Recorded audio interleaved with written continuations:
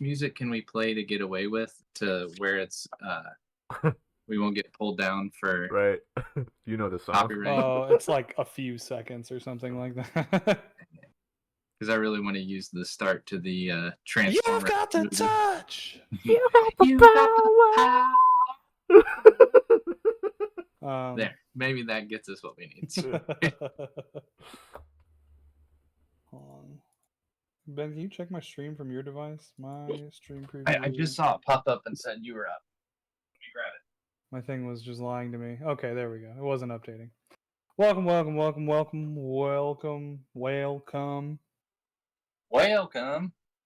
How we doing? How we living? How we being? Welcome to Mouth Breathers Guild Live. Live stream every Wednesday. Talk comics. It's a good ass time. Time. We are the Mouth Breathers Guild. It is I, Kiwi Spicy. I got Ben Hill in the camera above me, and I've got Manny's voice emanating from the ether. It's my voice. He's also streaming. You can check his stream. Sometimes I'll stream his stream. I might actually stream his stream just because he's got the trade. Whatever. I want to see Ben's face. Thank you. Speaking of Ben's Means so beautiful much to me. face, I have so many people telling me like you need to stream your own thing, and I'm like, but then we've got 3 streams going.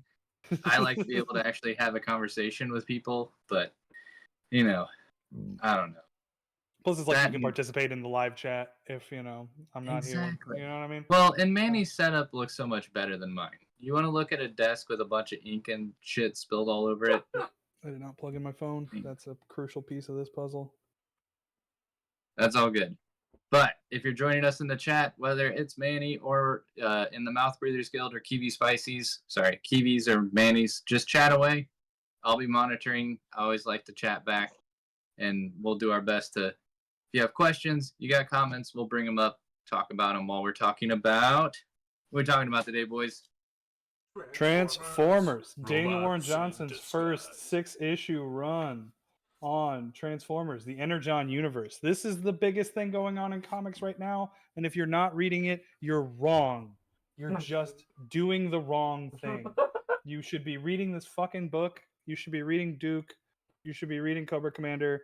Destro and Scarlet come out soon. Void Rivals, how could I forget?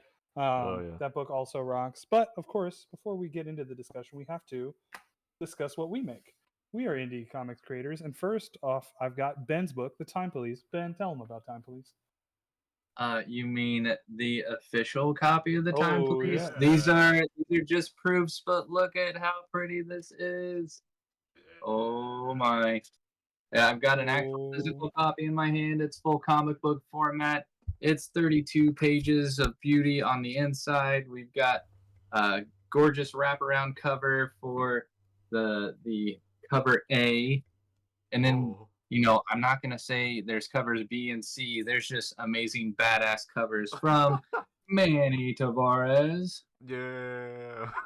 And Siler Bedoya. Yeah. I mean, look at how freaking awesome these are. These are badass variants. They're so freaking cool. But yeah, so we got our physical proofs in. We reviewed everything. We're working with the printer to make sure that we have copies in hand for Heroes Con. So if you're not going to make it to Heroes Con, don't worry. We're looking at putting it up on a Redbubble store, so you can get it up on our Redbubble at the _Time Police. And we'll have physical copies in the Acme Downtown store in Greensboro. So if you can make it to Greensboro, North Carolina, and you're close, or want to make a special trip, dude, the store is well worth it. You can go to their downtown shop. You can go to their Lawndale store. This all just ends up becoming a huge plug for Acme because they rock. But the Time Police is a buddy police time travel story. So you've got Ben and Jay who are protecting the timeline, getting in trouble, and adventures and misadventures. And are those the only kind of adventures? I don't know. I'm not the writer. I just draw the stuff. Yeah, there we go. Ultra adventures, all the adventures, all of them. Yes, the collective adventures across the time stream. So if you like Loki, if you like all the 80s references, if you like buddy cop stories, then this is the story for you. So just incredibly excited to have a physical copy in my hand, and cannot wait for others to do the same. Heck yes. Heck yes. And if you happen to go to Acme Comics downtown to get a copy of Time Police, you can also stop and get a copy of Renowned. This is Manny and I's sci-fi fantasy monster of the week anthology. We've got characters with intersecting lives. We've got mechs, mages, wizards and lizards, warriors and Vikings, kings and queens and conquerors. And they're all here. And look at this fucking art. I mean, Manny is just crushing it. I like to think I helped. You know, we got a good thing going. You should check this book out. It's on the local artist shelf at Acme Comics. Also, Manny has, and you can get this at Heroes Con, should you find us at Heroes Con. Also, Manny will be selling his Legend of Carl book, Deep Rock Galactic fan comic, Legend of Carl. Manny, anything you want to say about Legend of Carl? So this is, Deep Rock Galactic, my little flavor added to the Deep Rock lore. Let me move my mic closer. And it's all watercolor, little dash of digital touch-ups here and there, but mainly watercolor and hand lettered, all sorts of good, delicious things for the craft. Okay, so it's a fun time. If you want to buy his original pages for this, they will also be at Heroes Con. That's true. There's Watercolor that on the page.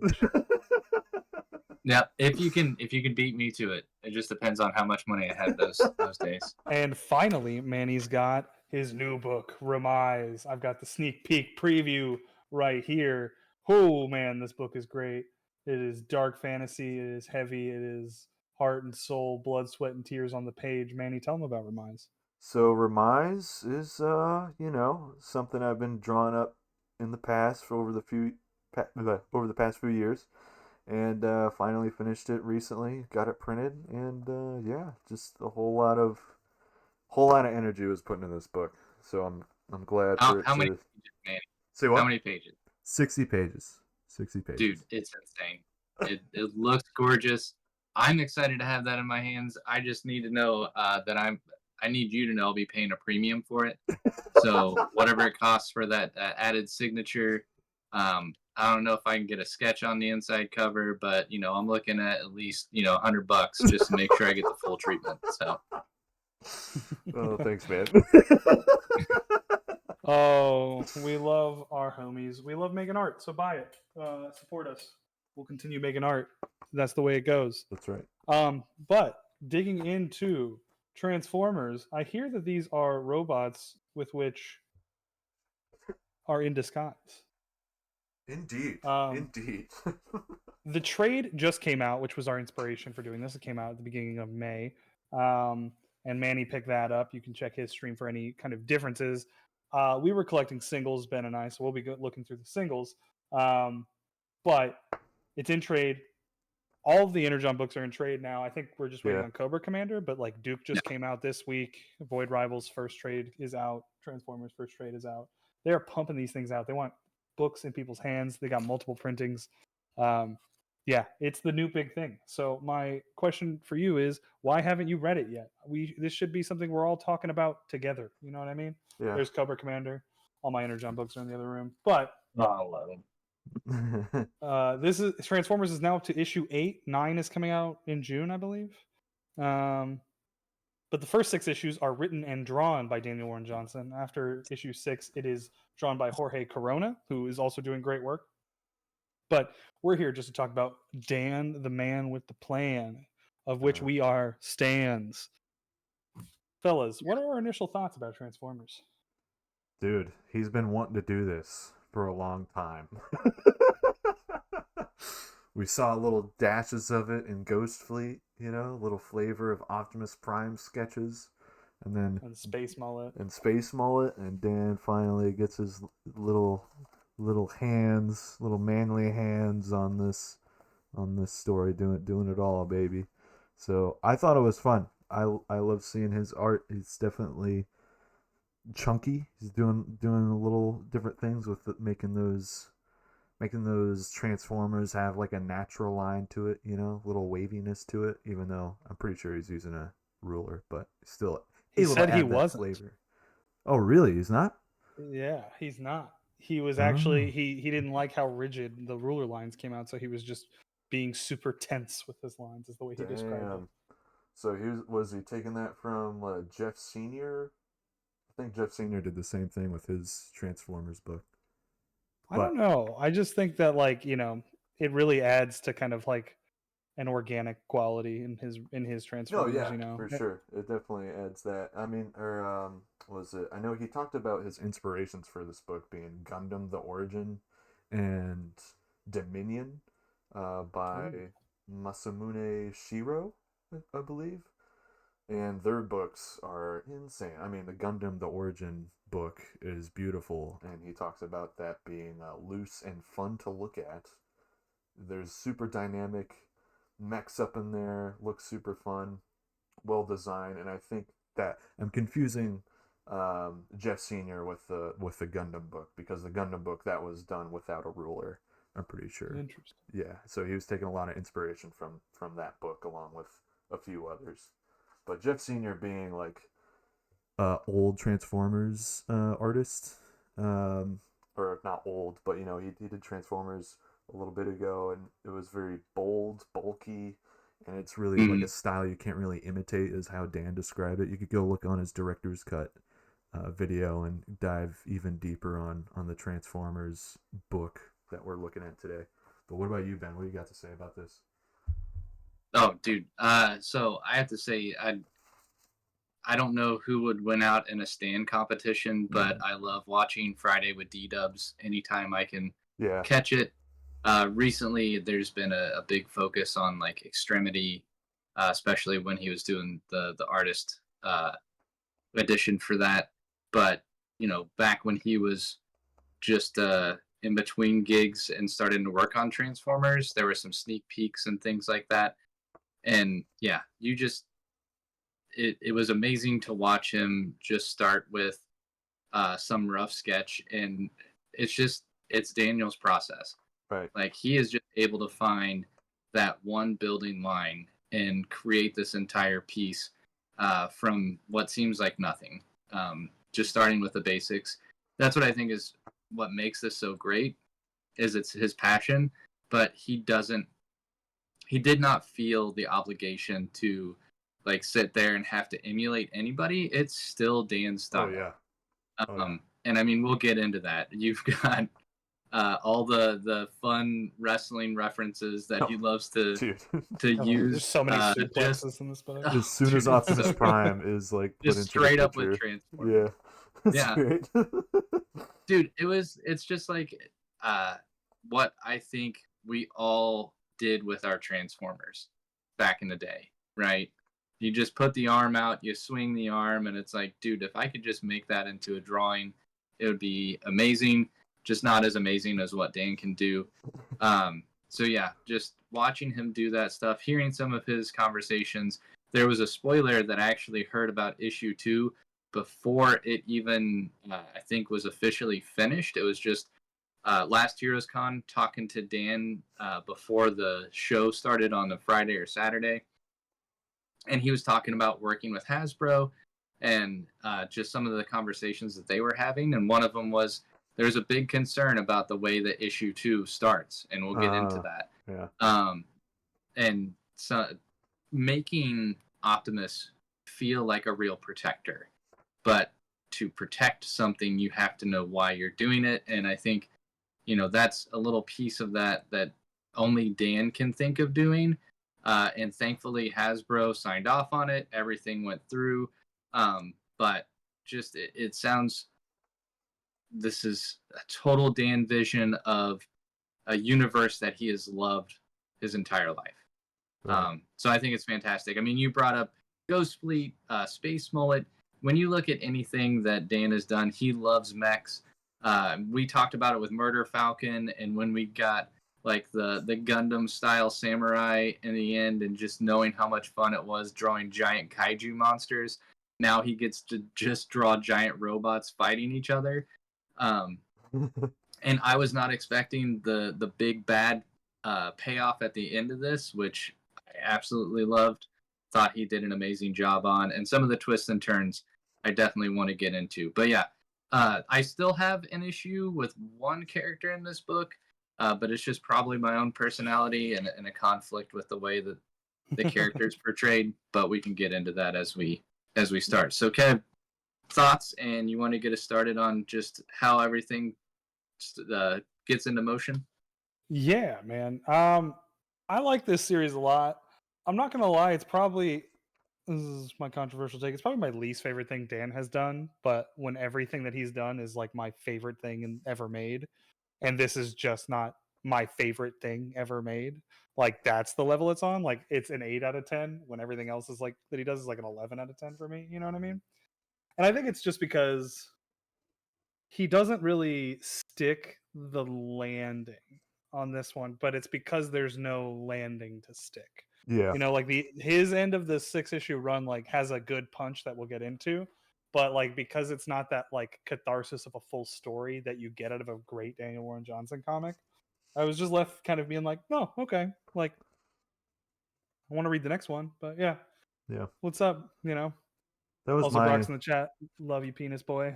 that was also my little gripe with it too. Was like, this isn't a full complete thing yet, so it's kind of hard to judge it. You know, especially it being like put into this volume format, and then the way it ends, I'm like, well, I know there's more, but damn it. Well, and I think the one problem that may play into this too. I don't know what you guys think, and we can discuss this more as we get through it. But this is a shared universe that Right. he's working within. Yeah. Whereas normally he's playing with characters that are able to go on their own solo story. He's able to tell something beginning to end. And now we have this. It's not just a continuation or the beginning of a story that's going to continue. It's sharing things like you said, Kev, where you've got Void Rivals that it's playing with. It's got Duke and it's got Cobra Commander that's all feeding into it. I mean, heck, even on Free Comic Book Day, if you were one of the lucky ones, or if you went out and bought that Energon one shot that kind of tied everything from the beginning of how this all started with the Transformer side to where they are now. I mean, I think that's another piece that I struggle with. If this was Dan playing with his universe, being able to tell something from beginning to end, it might be a different story. I don't know. Is this my favorite Daniel story? No, because that one's still tough. Do a power bomb hits everything for me. Murder Falcon's freaking brilliant. Beginning to Extremity. I mean, oh my gosh, Extremity, and we haven't covered that yet. But once we get to Extremity and his love for Hayao Miyazaki and everything that plays into that, I'm so ready to talk about that. Wonder Woman Dead Earth. I mean, again, we start to look at how all these stories play. Beta Ray Bill, which I think that one's probably on my low end. Again, topic for another day. Right. But I think that's where this may suffer a little bit more from a storytelling perspective, is he has to be very careful about what he does with the characters while still doing something unique and fun. Yeah. Which I think he did a fantastic job with it being in a shared universe. Like, I definitely took that into consideration. Like, well, this isn't a solo thing, so I get it. Right. I understand. Yeah. Not only that, it's an ongoing thing. Yes. Like, and I think as like for a like we've never really seen a full Daniel Warren Johnson ongoing. You know what I mean? Like Extremities 12 issues, but like aside from that, you know, not really. So like seeing him, this is about as good as Dan can probably get as an ongoing, to like be able to like hit big beats but not stick the consistent landing that his stories do so well. But having said all of that, like it has all the things that you love about Daniel Warren Johnson in here. It's super dynamic, super busy, great action sequences, great hand like lettered, like just goodness. It's got a lot of heart. There's family dynamics at play. Like it's all in here. It's just like, again, incomplete, as we've kind of touched on already. But I'm excited to dig into this. You know, Energon is cool. It's weird to kind of get into stuff that is new and ongoing at the same time, because typically I'm a dirty trade waiter. So like seeing this all play out in real time has been interesting, because I think it's like a different approach to comics that I don't particularly follow often. Like I typically just either wait for trades or read standalones, stuff like that. I'm still a trade they whore, really so yeah. Man, you're still a dirty trade whore. Yeah. Brock just said, "Shun the trade waiter." Which, I mean, welcome to the actual weekly collector, Kev. I know it's probably been a while since you've done this, but Brock and I definitely, well, Brock is definitely the ruler of that to date, since I am only the weekly guy, so I'm kind of a poser at the moment. Still buying individual issues, but individual issues, multiple covers. I think Brock just wants to open his own comic book store one day. So just like he bought all 4 covers of Creature. Brock, you are a madman. But yeah, I am a completionist to a point, especially if it's an artist that I really like. So anytime, Daniel does a cover on something, I want a copy. But with this, there are a couple I bought multiple copies of, but that was probably because Dan was doing the cover of it. Thankfully, the inside story is all the same. But what did you guys think about this this opening where we it's a 5-panel opening, and it feels 80s to me. You've got the choppers that look like they're going Apocalypse Now. Yep, Apocalypse Now, the crashing of the space shuttle, some foreshadowing or maybe just some character building quickly for Sparky. Was just gonna say that. Yeah, and Optimus looking a little beat up, which we'll find out more later. And dude, the space shuttle launch, when I read through this, I kept trying to figure out like what happened with the space shuttle. I don't understand the space shuttle.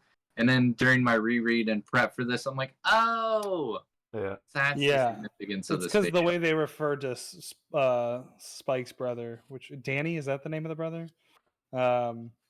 It's very sounds like he went to war, Right. Like I didn't necessarily pick that up that he was an astronaut until we get a panel of him as an astronaut somewhere in here. We'll find it. I don't remember exactly which issue.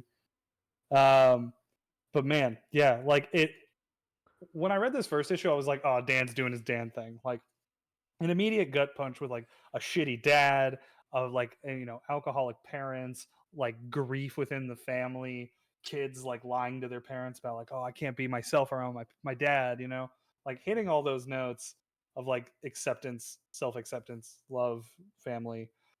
He's going right for it. He's pulling at the heartstrings immediately. Right. And I do want to say, in some different places with that van drawing too, I know Dan brought it up that perspective is real wonky, considering where our main guy is and the van. But Dan was just like, I don't care. I want this van to fit, and I want to show it off. Dude, you have to. I love the old D&D reference. Definitely an 80s minivan, right? Yeah. Got the spoiler on the back. Dude, yeah, it's got it all, man. But he wanted to also imply that this van is important, especially in issue 2, right? Yes. So he's showing it off, man, and also giving a little, dive into who this Carly person is, because this is her van and this is her skill. She's badass. Like most female characters in Daniel Warren Johnson stories. Do not sleep on the female characters. They are always badasses.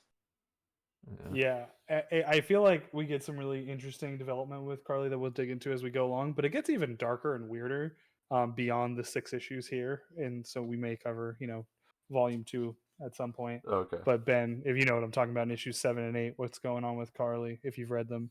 Ooh, I've not read 7. I kind of kept that separate since we were only focusing on the first. So we'll have some discussion after this. Jorge Corona is doing a great job. I'll just say that right now. Awesome. Yeah, so much so that Dan was like, I want to keep working with this guy and do a creator-owned book with him. Oh, heck yeah, that's awesome. So, very cool, very cool.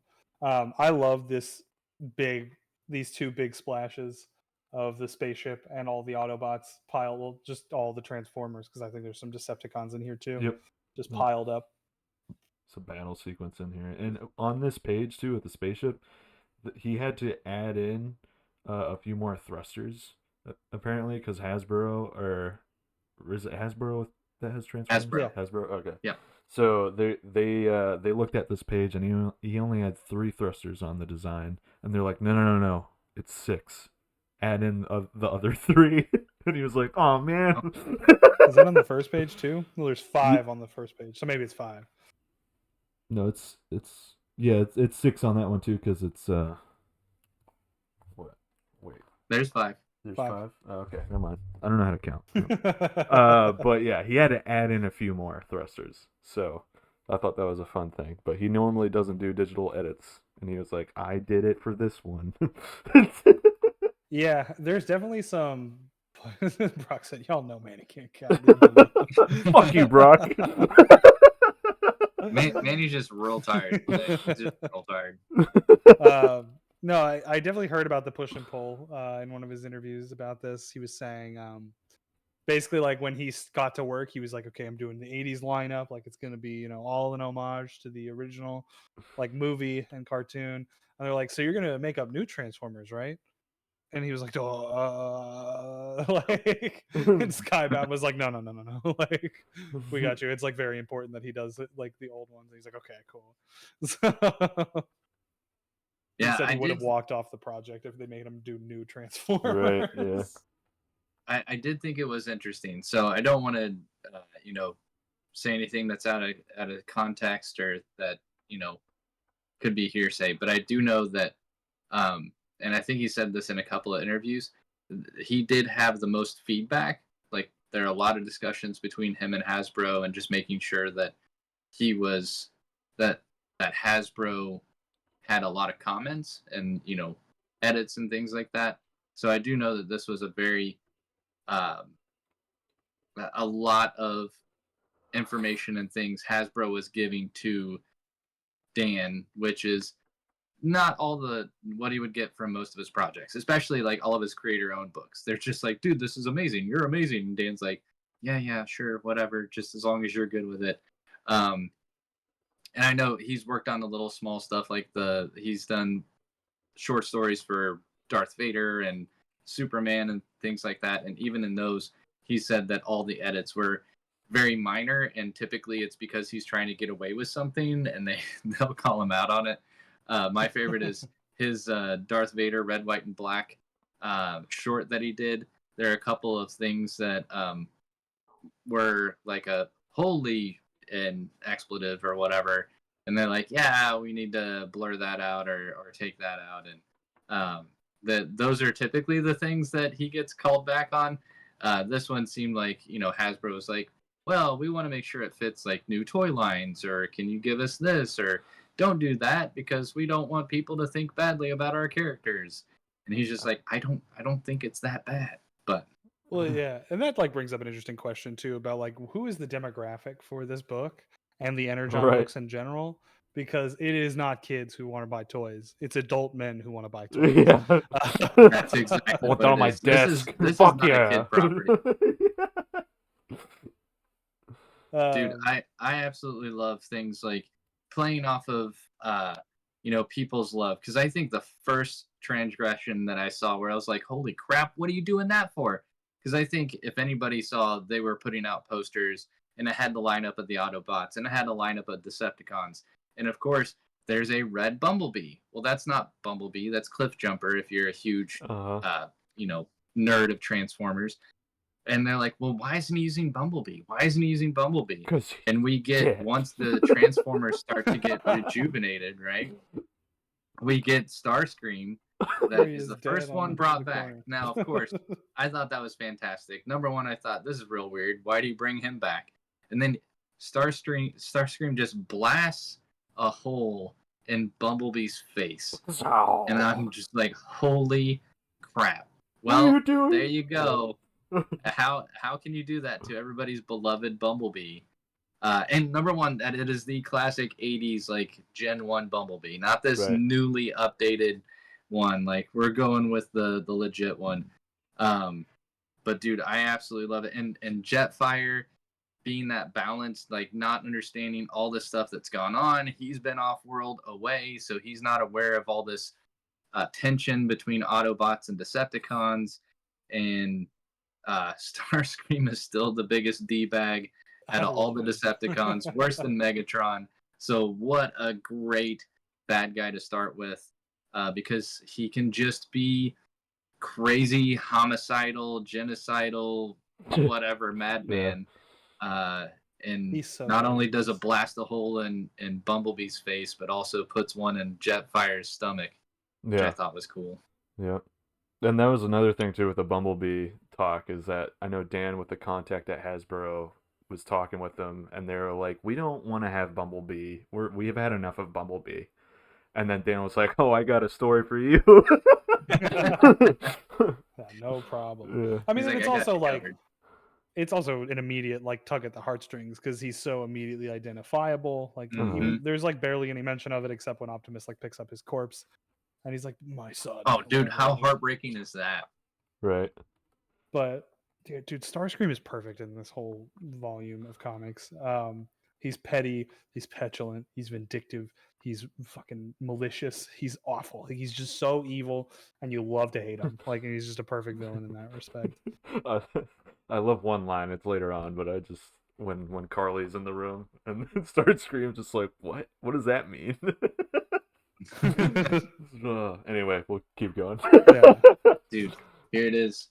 Yeah, big You know, reveal. It's a whole Big reveal for There's Optimus. the big reveal. Yeah. Optimus grabbing the arm, the giant lariat. Oh, it's so good. And then if the lariat wasn't enough, Boom. give him a German Another suplex. One. Immediately. Back to back. AEW. Let's go. That's right. AEW. AEW. But I love it. Optimus immediately becomes the protector too for Carly and Spike, saying, "Hey, get behind me." You know, he is already the protector. He hasn't even found out exactly how fragile these new creatures are. He just knows they're small. They're not gonna, fare very well against giant fire from Starscream. The one thing that I do know, he was not entirely thrilled with how some of this stuff worked out. So this giant kick, the boot that Ratchet gives to Starscream, he's just like, I don't know, it still feels a little wonky. And I'm like, dude, you're being too harsh. This is, again, just fantastic. And I love, we always definitely celebrate his onomatopoeia, but Katong, so good. Katong. Yeah. Just metal on metal. The lasers firing. Bazow, bazow, bazow, bazow. Yes. So good. Yeah, he even like mentions too, like as he's working through these books, like both writing and drawing, like he's finding it. You know what I mean? Yeah. Like he's figuring it out, and by issue 3, he's like full Dan. Like, Yeah, it usually takes a few issues. Bazow, bazow, bazow, bazow, bazow. Brock asked me if I can make the laser noises again. There's also some zip, zip, zip. Drag. Yeah, we gotta let Kev handle our onomatopoeia. He is the go-to. Oh, it's Manny too. We just it's a writing process. But this book's got so many good onomatopoeias. Like when we get into like the actual transforming noises, and it's like, like so good. And like there's just all this like clinks and clats and all this shit all over it. Dude, I love. I still. It is the heart-wrenching moment. I know Daniel loves to try to make us weebs cry. So there's Optimus coming across Bumblebee with a hole in his face. Oh yeah, Bumblebee. Oh no. No. Yeah, does anyone read this without hearing Peter Cullen? No. Nope. That's all Peter Cullen. Yeah, it's fantastic. I can't do it without it, man. It's Bumblebee. No. Oh no. And I hear like 80s cartoon Starscream as well as I'm like reading it as well. Look at this fool. It's just basically what's his name, Cobra Commander. Yeah. It's the same guy, I'm pretty sure. It was just 80s villain. Brock says, I hear Kermit the Frog. Oh, Bumblebee. Oh, Bumblebee, no. Oh no. It's not easy being green. Let's see, guys. Get the meat bags. Look at that fool mourning over the weakest of them all. Sorry. Dude, the action sequence, I know we can't go over each and every one of this. We're still not even through the first issue, but I love even Optimus is in distress, and we really show that Spike and Carly can help make a difference, like pushing his blaster over. I love that entire sequence because you really, it just feels like an action sequence out of an updated, cartoon. All the new stuff and how gorgeous the animation is. Dude. And after he gets the gun back, you see more Decepticons just being pulled back together. Yeah, and it's he's awesome. Like, I gotta blast the thing that's putting it all together because we got to get out of here somehow. And that escape with that explosion behind him, I mean, that is just comic book fanboy. That's the pinup. Dude. That's the money shot right there. Yeah. Cool guys don't look That at page. explosions. Okay? That's right. No. Yeah, that page is probably sold for over $1,000. Dude. It's so good. And then he's transforming at the bottom, like he does mid-transformation. It's so sick. Yeah. Yeah, the wheels popping out of the leg there. That's so fucking sweet. Like, Can I tell chest you? opening up. I wish he would have. So, after the transformation, he turns the page sideways. Yeah. And I Makes you love interact. that feeling. I love when it's done just out of the blue. My only wish is that he would have just If it went continued down it more, yeah. for a 2-page spread. But I absolutely love that because it just not only does it give you the motion on the page, the act of turning the page just gives you that physical feel like, whoa, we're zooming through Right. here. We're They look transforming the gorgeous. book. Yeah, Ooh. bingo. Well, it could get But- what? Not only do Optimus and Ratchet look fantastic as like full robot forms, he does vehicles so well. Dude, Flippin'. all that warm up from Ghost Fleet and everything else that he has ever done. Right. I want that military book that he's got with all those vehicles, man. That's what I need. That's a good resource. Yeah. Yeah. Oh, Dude. man. Dude, the action sequences, the action lines with them going both different directions on that page, so sick. Yeah. And the onomatopoeia, the scream, like Yeah. in the back is so good. Yeah. Almost every panel has some ridiculous onomatopoeia, and it's so good. Yeah. I love when he does the in tight stuff and he leaves a long panel break here. Yeah. And I love the close up on the faces and you just get the onomatopoeia that stretches across the background. Such a fantastic little touch. Helps you transition from one space to another to where he doesn't have to just draw the things falling down the page. It's like we can cut to what's going on inside the vehicle and then bam, they've landed on the ground. We're getting the heck out of here. Get you out of here. Anytime. You can get me out of here anytime. Man, the dog fights, like all the aircraft fights, which we'll get in more in issue 2, because issue 2 has one of the freaking coolest airplane fights, I think. Dog fights. Or maybe it's 3. I can't remember when we get. No, that's issue 2 with Duke. Yes. There you go. Yeah, I love that tie-in. I thought that was awesome. We'll get to it. If you are just watching this for the first time and you don't know that Duke, the G.I. Joe comic, and Cobra Commander and Void Rivals and Transformers are all connected, what rock have you been fucking living under? Okay. This shit was like news, like, and exciting, like 6 months ago. Like, and it was awesome. Like, and it's still very exciting to keep up with it. But like, this should no longer be like a spoiler, and it should be a selling point to getting you onto these books. You're like, oh, they all interconnect. It's like watching fucking Marvel start. You know what I'm saying? Like, it's like seeing the Avengers in different comic books, and then they become the Avengers, and you're just like coming in your pants. Like, what? That's what this is. Okay. Yeah. Oh yeah.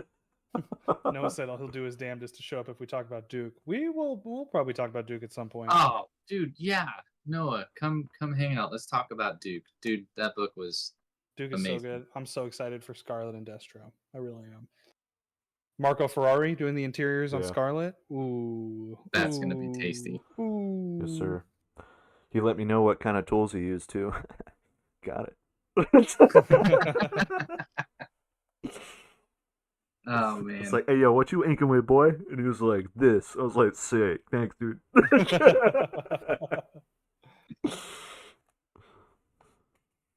But absolutely the nuts. I love the war story parallels.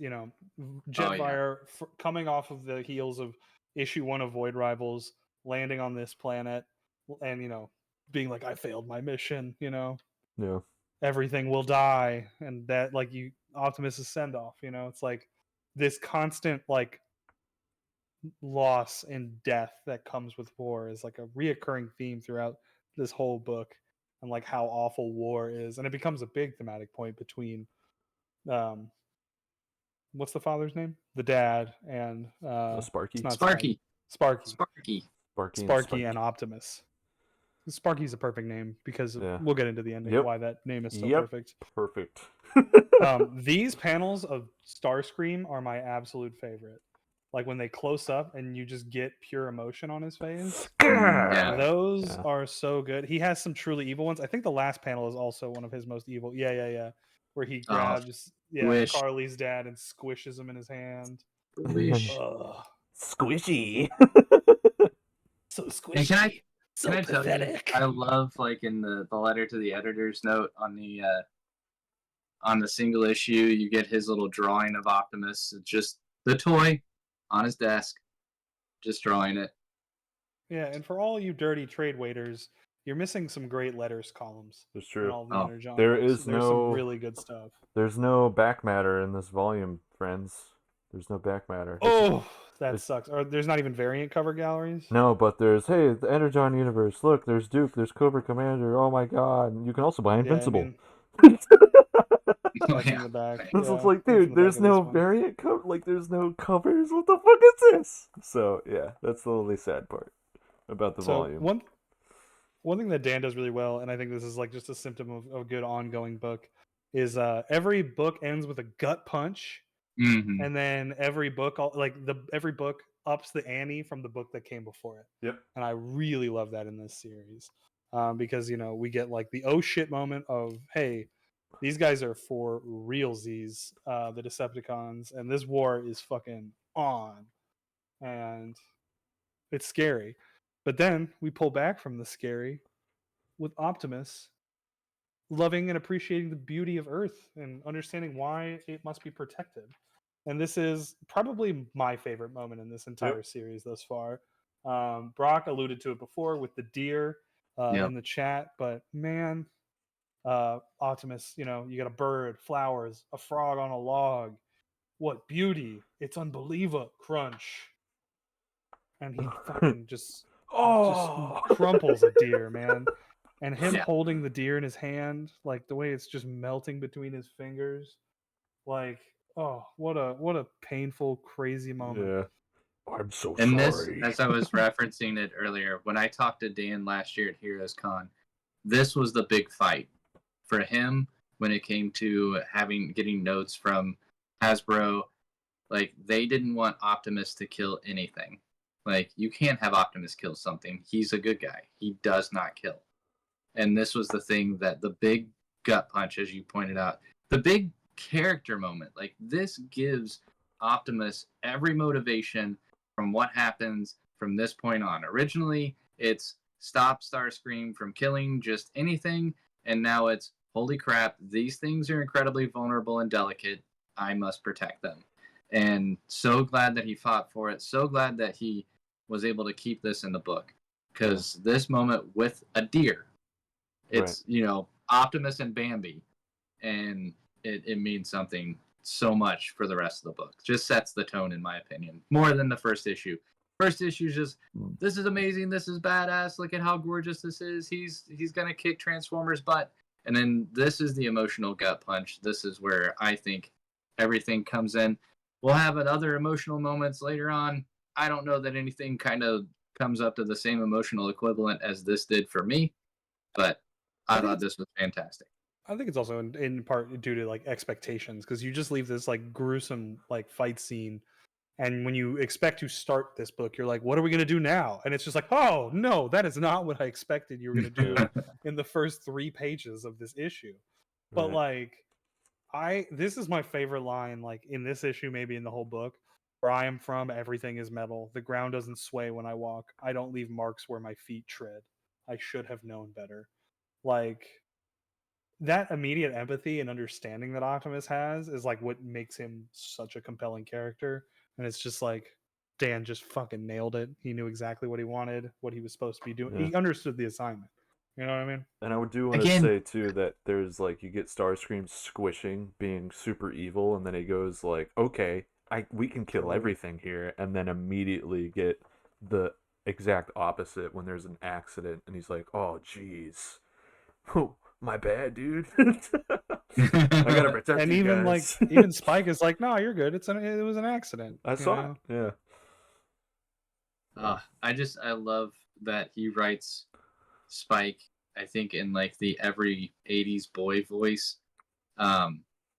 Spike is definitely, I think, our character that we can connect with from the human side. But just when he's like, so Optimus Prime, that's your name? Yeah. Optimus like, correct. Damn, that sounds cool. Yeah. That was the way I was as a kid. I'm like, this guy's name is Optimus Prime. That's a freaking kick-ass name. So. Then they talk about like And parents and stuff. And like, what is that? I don't know what mom is. Yeah. yeah. And really, like, this is like the only moment where we get to see Spike kind of be his true old self. We don't come back to this Spike ever again. Yeah. And like, I don't really interpret that because it's like when I'm thinking about Spike's character, these pages aren't the ones that come to mind. It's everything that comes later.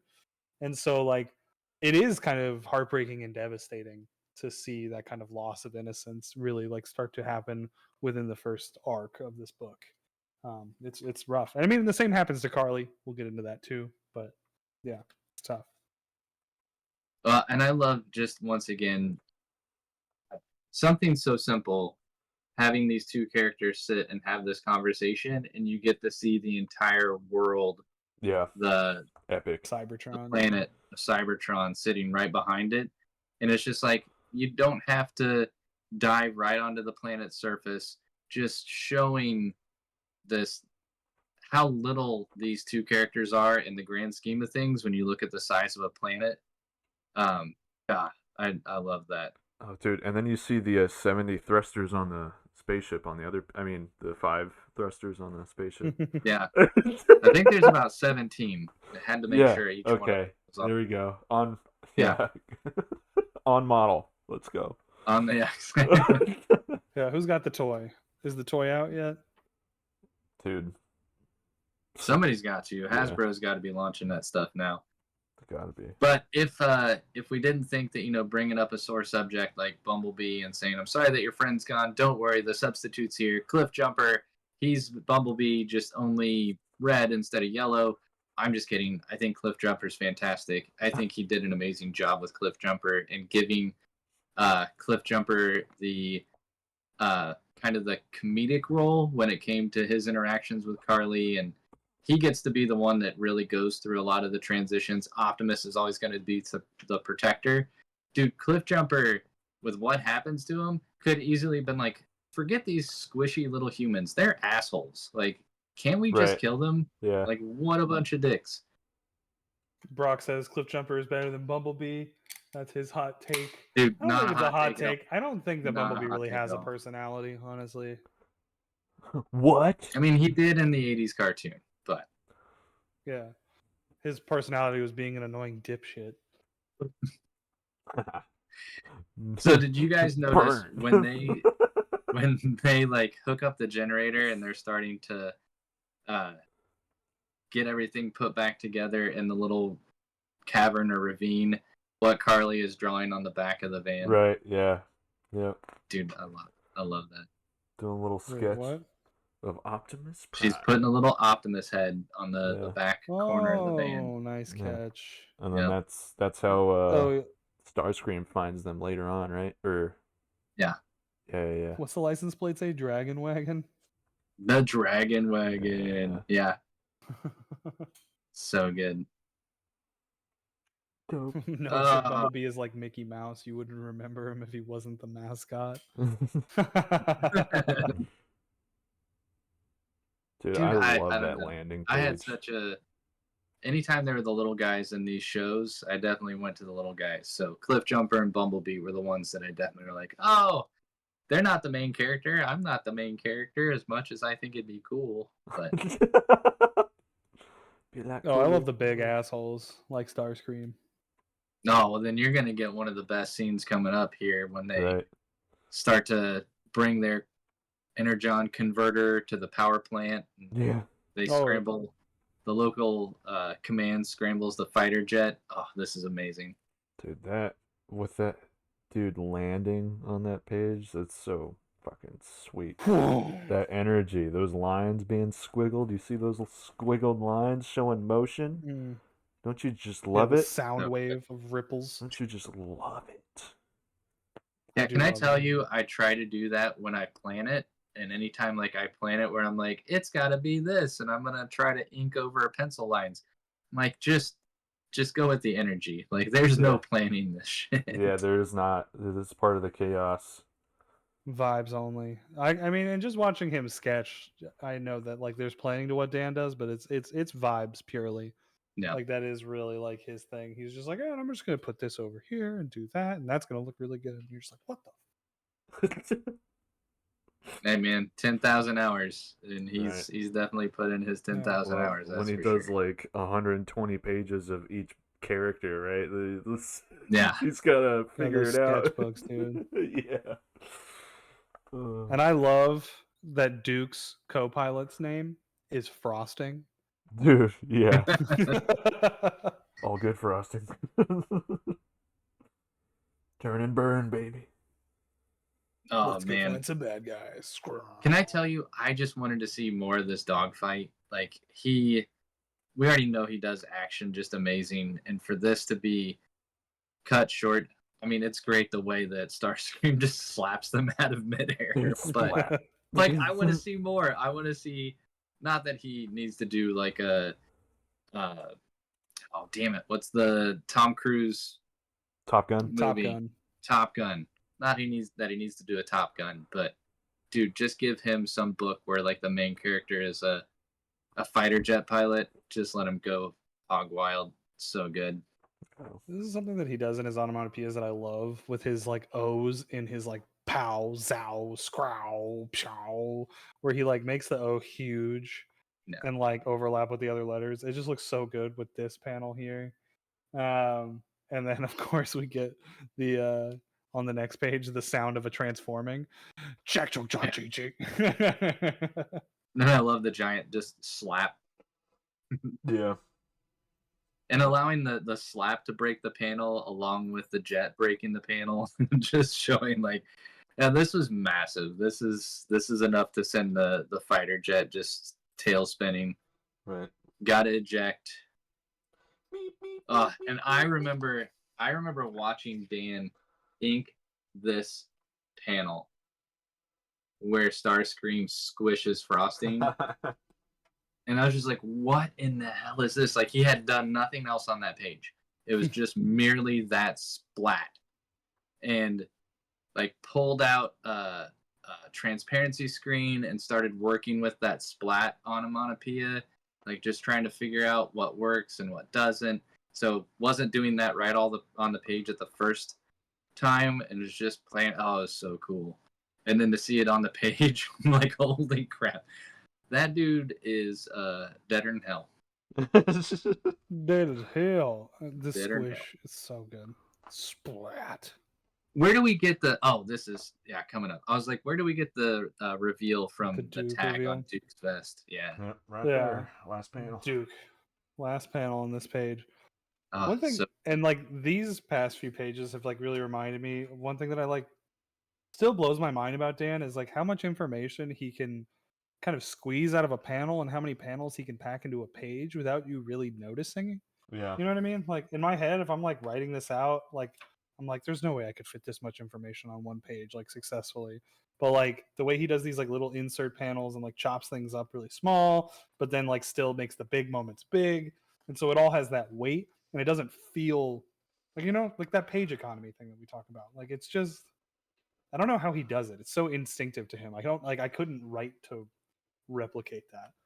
I mean, I think it helps that he is the writer Drawing and it, artist, right? Yeah. Because he can be thinking about these moments all day and be like, boom, that's how it is, So he gives that time to like animate sequences, show little tiny moments, and then expand on those bigger bits. But as we alluded to before as well, Duke, for those of you who can't see, this is G.I. Joe in the plane. This is the first connection to the Duke universe. This is the moment that single-handedly kicks off the Duke comic. Yeah. So we'll get into that another day. But if you haven't read Duke, it's fucking awesome. Go read that book too. Manny, read that book and report back to me. I loaned you all my singles. You got it, Oh, soldier. dude, Duke is fantastic. Tom Riley's art. I have to say that's the fantastic thing about these books. Like the writer artist duo, they're just perfect for it. They've done an amazing job getting those people all connected. So good. They really like harness that 80s energy in a way that does not feel like nostalgia baity. It's not like Stranger Thing where it's like, remember the 80s guys? It's just literally the 80s. You know what I mean? Like, it's just that energy, it's maximalism. There's no like over reference. It's not like, look, Van Halen's playing on the radio. Does anyone remember the 80s? Like, big hair and shoulder pads. You get that from the Duke series, but kind of like Born Identity tied into it, where it's a guy on the run from a secret agency and trying to go into hiding. And Duke is just Predator 2. Like, that's the vibe I get from Duke. Well, again, there you go. Great 80s movie. Yeah, there you go. He's too old for this shit, man.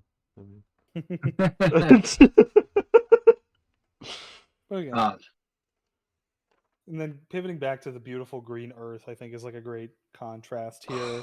Seeing the Decepticon, and it's like, we got to go fight the Decepticons now. But I love it's the plane. Like, the plane that Frosting and Duke abandon is what lands on the Decepticons. And that transition that, you've got Skywarp, look out. Skywarp turns over and he's like, oh.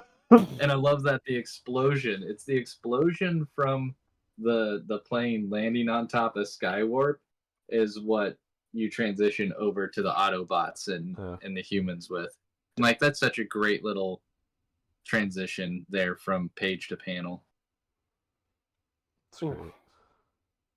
And this is where shit starts to get real. It's like the Decepticons, they're just going out there and fucking murdering people. And so we got to figure out a way to stop them.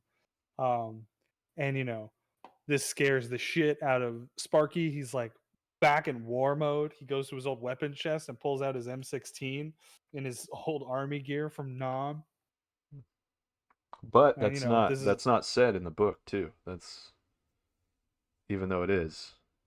Yeah, but it is and it isn't. I mean, with the choppers, in the very beginning, and like the greens and like the allusions to it. But that was mentioned that like you can't mention the war. You have to be vague about it. Just a war, yeah. The mid transforming Optimus is. It's so awesome. That's one of my favorites.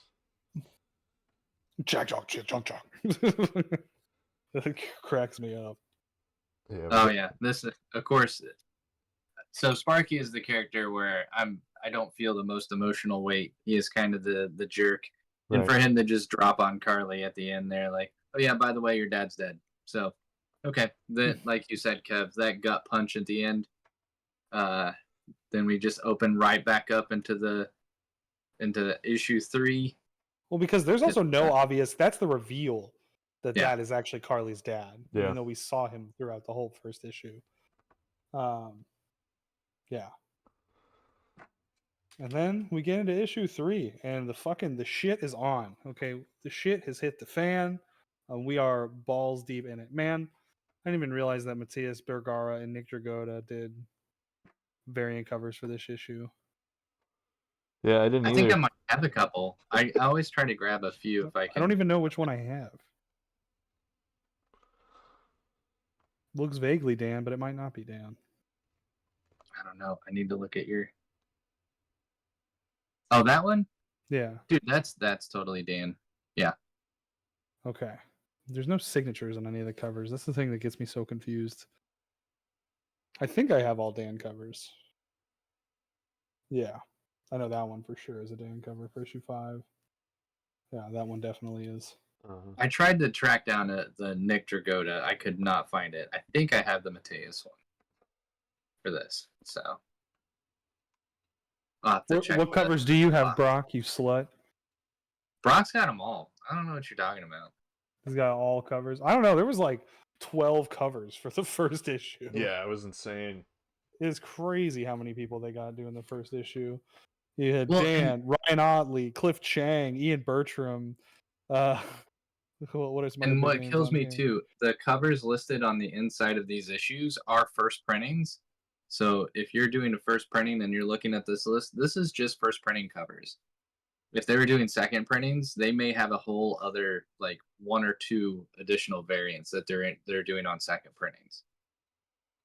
Damn, dude. That shit got me when I was Pretty younger, sure the first man. issue. I bought like the same Ultimate Spider-Man issue 3 times. Had no idea. I was like, I don't know which one I have, but this is a different cover, so I got this one's got to be new. And I opened it, I was like, are you kidding me? I have done that myself on multiple occasions, so Yeah, I can't say it. You sneaky bastards. Oh, Dirty dude, this fight with bastards. Laserbeak, Dude. I love seeing, like, you know, typically the little cassettes when they're fighting the other Transformers, they're just small fries. But I love just how massive and how much of a threat it is to like an actual human. Yeah. Just fucking up a house. Like it can do some damage, man. I enjoyed that bit too, because usually when you see them in the cartoons and stuff, they're just like small little guys or whatever. But in this book, it's like, I think it'd kill you like fast. Holy cow. But you know, we have Cliffjumper coming in to save the day and being a complete badass, taking a shotgun blast to the face and just being fine. Ow! Sparky, you're such a piece of shit. God, I hate you. Drunk asshole. Drunk asshole. What a dick. At the same time, I probably would do the same exact thing. Yeah, I mean, don't listen to the girl. I mean, that's the one thing you can really You're drunk. Yeah. The good news is with this one, just because we're already at an hour of time, is that issue 3 is really just like issues 3 and 4 are mostly just fighting. Which is not to say that, you know, that's a good or bad thing. It's a great thing. It is. But it's an amazing thing.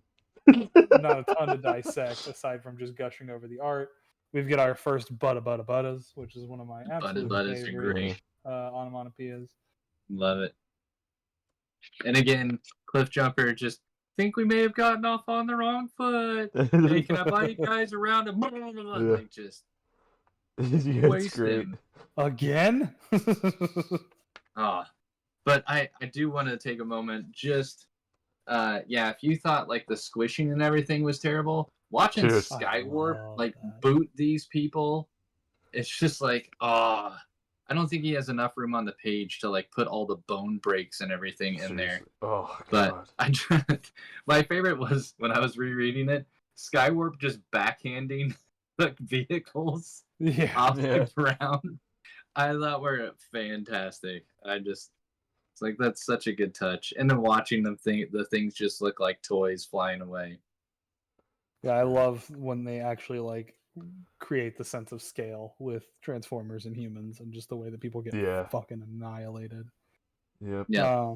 All to set up an even better 2-page splash. This bottom of this page. What are you trying to do? Protect him? Cool. And just this sinister, evil little smile. Is that guns charging up? Boom! Get away from them. Yeah. Oh my gosh. And then we get the mid-transform, or like, I guess 3/4 transform Optimus with Spike hopping out. I love that little touch of Spike like hitting the ground with one foot. Again, even the characters, no matter how minor, they just come out so energetic. So good. And you know, we were praising Stoko with this last last week with his Godzilla book. I mean, I think Dan does it in just small ways, but when Skywarp hits the car in the building, like Dan's putting those details into those bricks, just the building just crumbling underneath these things. Yeah, it's got to have that debris. Got to add that debris. Just a little bit. And we get more wrestling moves. Yes. That was which are very important. We get the roundhouse kick to the head. We get the fucking fireman carry, like hoisting him over his head. Death Valley Driver, baby. Yeah. Doesn't John Cena have a variety of that one? Isn't that the STFU? Yeah. Or the Brock Lesnar has one too. Yeah. The only thing is, instead of John Cena, this will just show my wrestling nerdness. John Cena actually has them facing, like, face down, so when they land on their back, with their feet going the other way. This one has them facing up, which I think just lends for that action. So when it hits, like, you can just see how contorted Skywarp's body is with his legs coming over his head and everything. Just so good.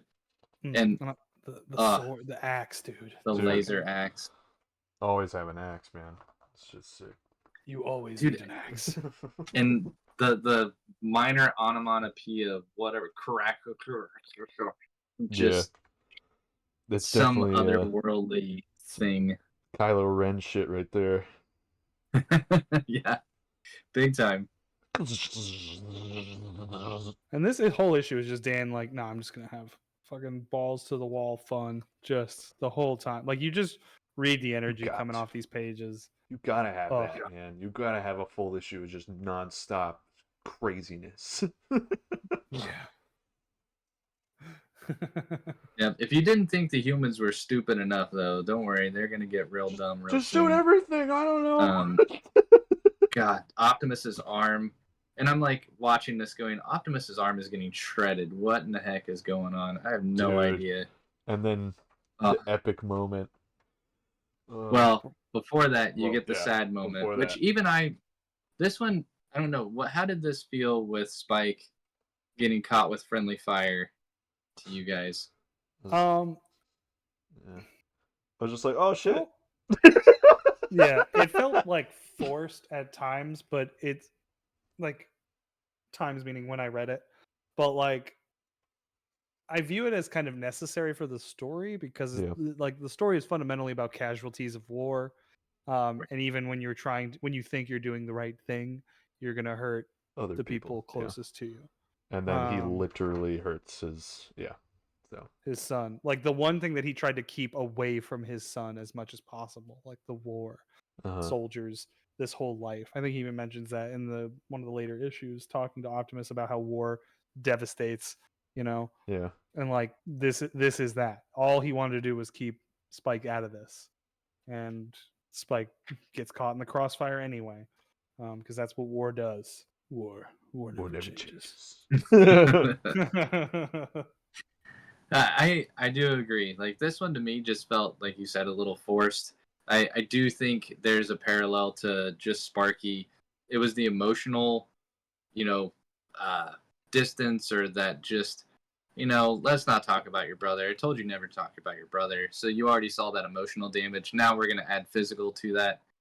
Because what I thought was, I figured, we'll leave it to one of the Decepticons to harm Spike. But it's like, no, like, literally this is friendly fire because, Sparky doesn't listen to anybody else. He knows the best thing to go forward.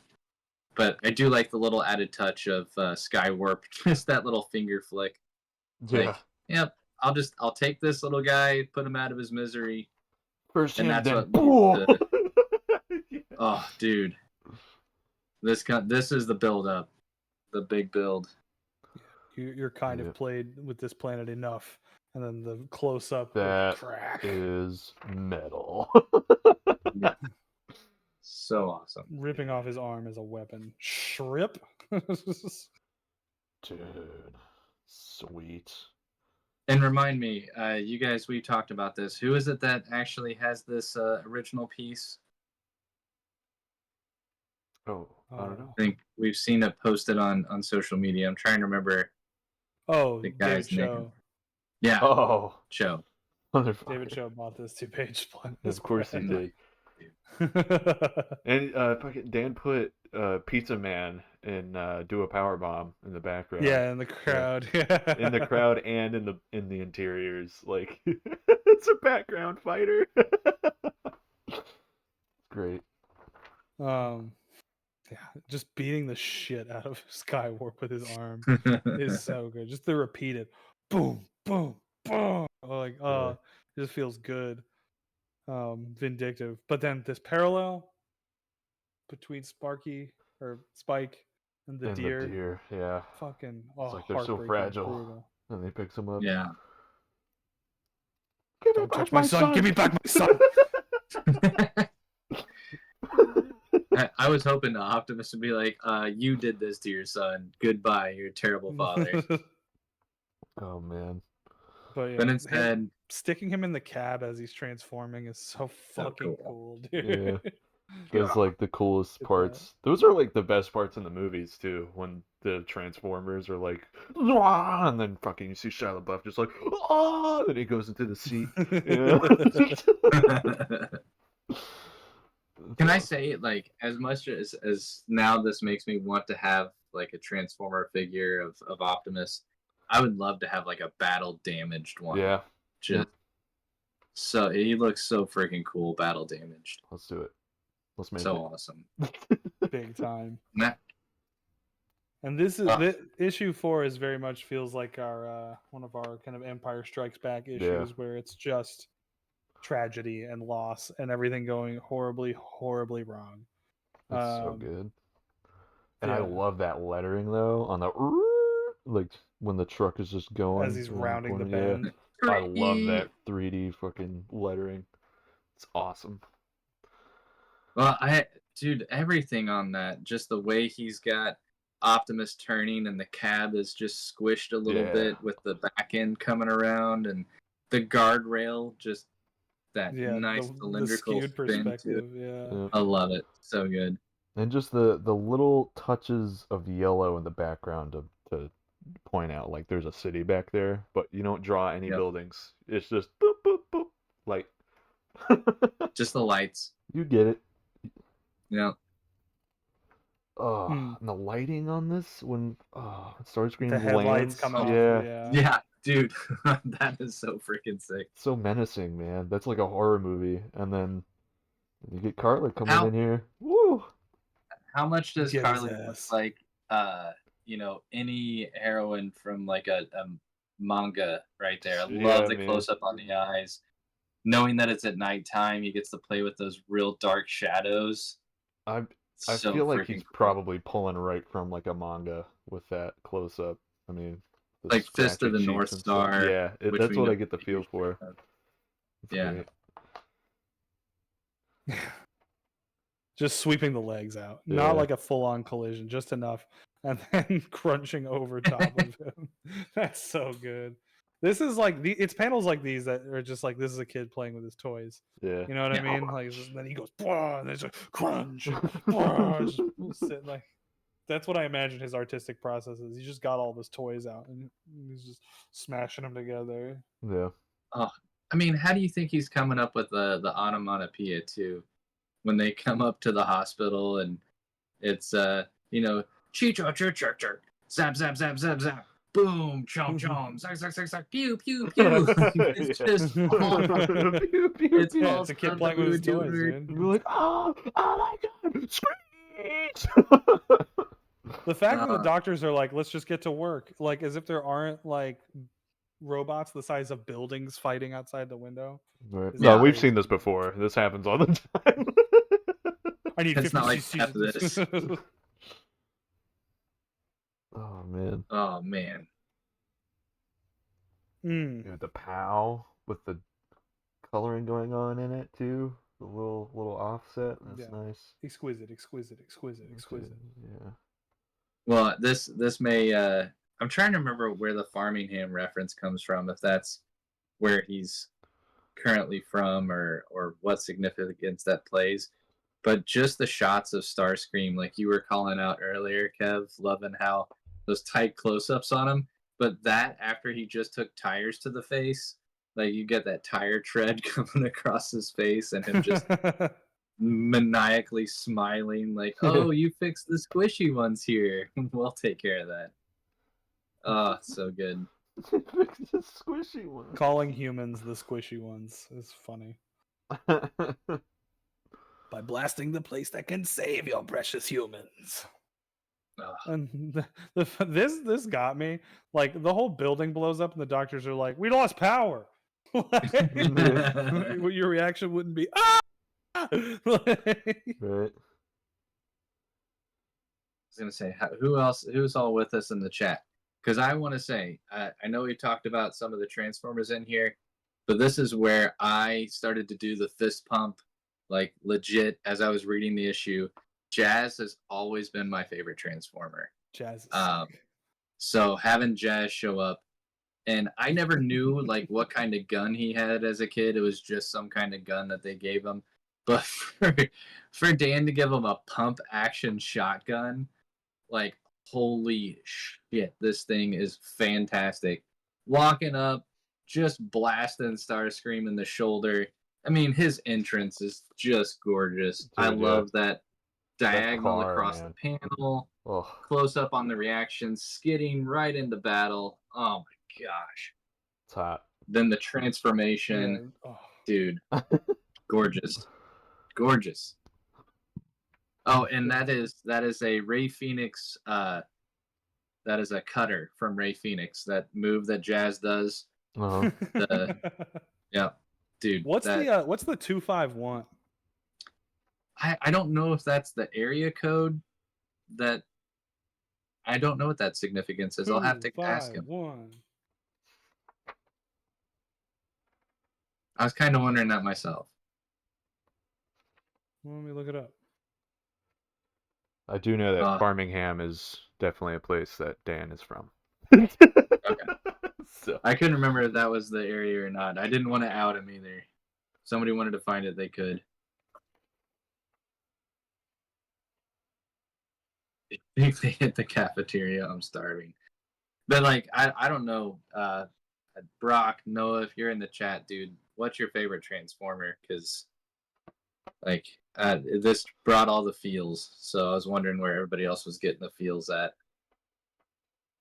And seeing them all standing over the hospital room, just knowing that all these explosions have happened just so Dan can get this shot of them being able to see like this is one of my favorite pages. Yeah. Operating on Spike. Dude. It's awesome. Mm-hmm. Well done. Exquisite. Honestly, I think one of my favorite Transformers is RC because she's the most fuckable. Oh my god. Why'd they give her titties? You know what I'm saying? Because she's a girl robot. I don't know. How else are you gonna know she's a girl? Oh, we'll also make her pink. No, that's true. I think Optimus Prime. Optimus Prime. Noah doesn't know. I was actually going to be good and not say anything about how breedable RC is. This DJ said, Kev, you're going to start another green M&M situation. Look, call me old-fashioned, but M&Ms are supposed to be submissive and breedable. Okay? Why do you think they're multiple in a bag? It's not like they start that way. Yeah. They put 2 in a bag and they populate while they're in transit. That's it. That's how it happens. That's why each bag is inconsistent as to the exact number. But just like dogs, you're guaranteed a specific range. Look, I'm just saying. Maybe more I'm helping you out. should have tits. That's all I'm saying. Helping you out.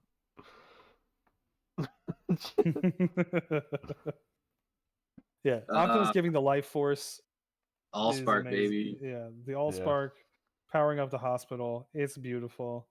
Dude, the colors on this situation going on, nailed it. Nailed it. Also, it's got one of the best lines in the book.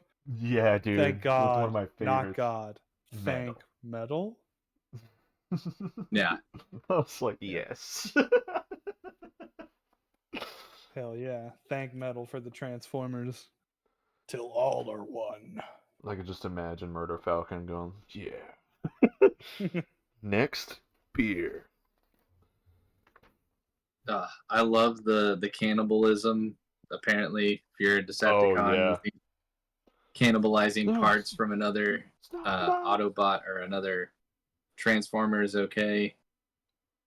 That scene was awesome and completely unexpected.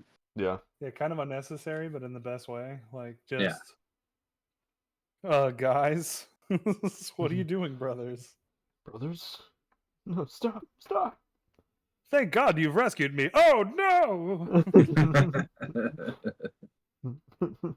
Fuck you. And then another I transformation I do like these little sequence. human Oh, moments. Dude. yeah, man. You turn into a truck? Oh, it's awesome! That's so cool! And he then when turns he back turns- and he's like, oh my God, he turned back. That little bubble off to the side. It's like the kid's still standing there the whole time this is going on.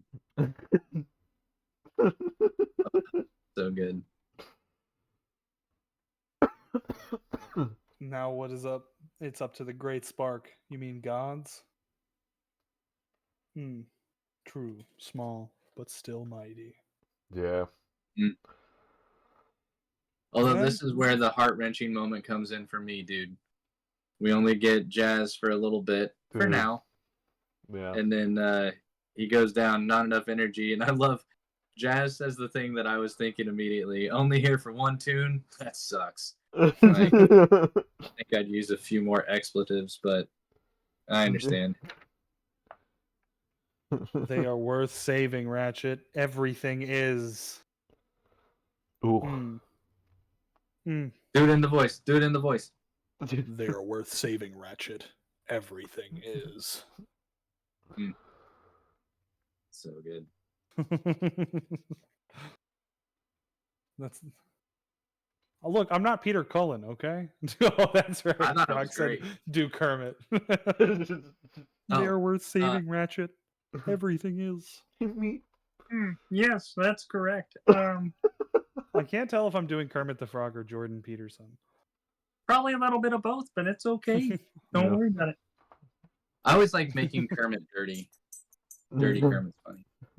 Come on. Play with the old lily pad. You want to? Just go ahead. Just slap it around a little bit. That's all right. Jesus. Let's try 2 fingers tonight. Oh. I'll make it 3. Quick, grab the brush handle. It's okay. And with that, we go to this wonderful little character building moment between Cliff Jumper and Carly, and the fact that, dealing with loss is never easy. So, losing a family is terrible. And then, oh my God, Optimus has got a freaking kick-ass upgrade. Yep. Dude. Upgraded. Yeah. How do you feel about going on the offensive? How do you feel about going on the offensive? Feel Now, about going on the offensive. Yeah, come on, let's go kick some ass, guys. You know you wanna. Metal. That's the most metal shit I've ever heard. Yeah, and I love the victory. I am the Decepticon leader today, tomorrow, and it zooms in, forever. And this actually was the first issue. Like, this issue had just come out when we were at Acme, Ben, at the Lawndale location, and Jermaine was like, "What the hell are you doing? Why aren't you reading Transformers?" Because I was like, "Oh, I got the first issue. I got some, I got a good cover, and now I'm just waiting for the trade." And he was like, "Don't wait for the trade. Get this now. Read this now. Issue 4. There's something that goes absolutely crazy." Yeah. And I picked it up off the rack and started flipping through it, and I went, "Oh." Yeah, I can't. I'm pretty sure I was telling you gotta read it, but Jermaine did also sell you on Void Rivals, which I managed to duck out of that room while he was trying to do that. So It was That's pretty much. fine. There was only one copy of each one, or like That's true. it was like issue 5 or 6 that was missing off the rack, and I was like, "Do you have one?" And he's like, "I have one." And I was like, "Yeah." The That Lord is of true. Retail That's looked how I at was Kevin, able to avoid it ultimately. who deemed you I worthy. I bought every single of the Energon universe that day up until that point. And So then I went here's home my and read them all. here's my problem with the continuity here, because I'm assuming that last shot is Megatron's body, It is. Yep. right? Which is from what, like the chest down, right? Let me pull it up again.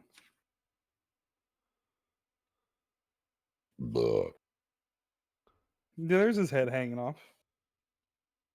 Oh, his head's hanging off. You're That's talking what I about see that the as. full splash page. Oh, okay. Yeah. Yeah. I mean, if it's his whole top half, then I guess that makes more sense. Which is why it ties nicely into Cobra Commander. I guess that is his head hanging sideways. I don't know what the hell I thought that was. Thought it was a shoulder pauldron or something like that. I get it now. Never mind. You get a little nose and lip action, you know, and a little profile. I see that now. I'm retarded. I I was like, wait a minute. Why is there Oh. so much more of his body here in Cobra Commander? Oh yeah, because that's like way after, isn't it? Yeah. Or, Yeah. or way before. Cobra But- Commander takes place at a weird place in the continuity. I don't think it's supposed to take place at the exact same time as this book. I agree. Like Duke Well, takes place right at the same time, but Cobra Commander I think is almost like a prequel to. I don't know. I don't either. It It's a works weird- it's a weird- regardless. It doesn't matter where it is in the continuity. It's sick. Man, 4 issues in. Only got 2 more to go, boys. We're not too far off pace. All right. You know, only an hour Especially and a half. now that into he's this. got the upgraded Megatron arm. Dude, James Stokoe did a variant cover Dude, of of issue course. 5. Do you have it? Hell yeah. I'll check. Maybe. wanna I see think that. I've got Who's got the James Stokoe variant? Brock, you got it? Brock's gotta have it. Coward. Yep. Go buy it now. What are you waiting for? Jesus. And then Always waiting on Brock said for something. IDK. Well, how do you not know?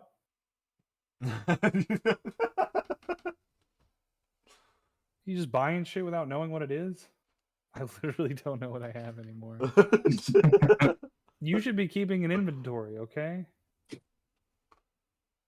You know what You should have a database. You should have some spreadsheets.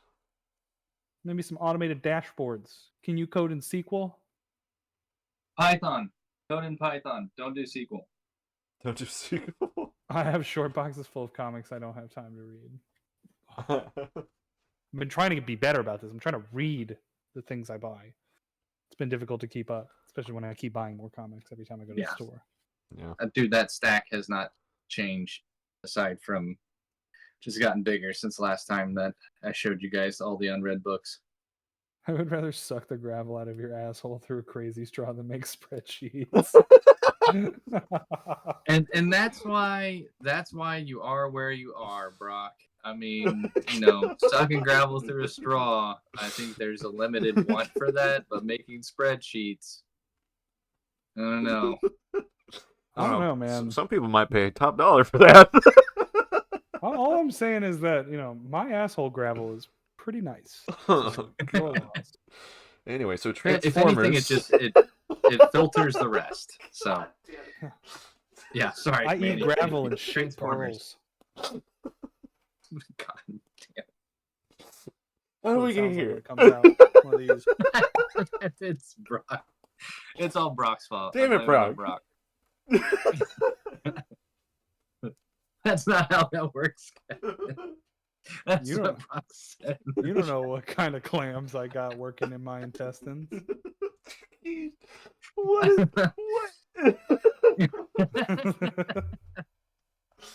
How do you think pearls are made, Brock? Oh, God. Stop it.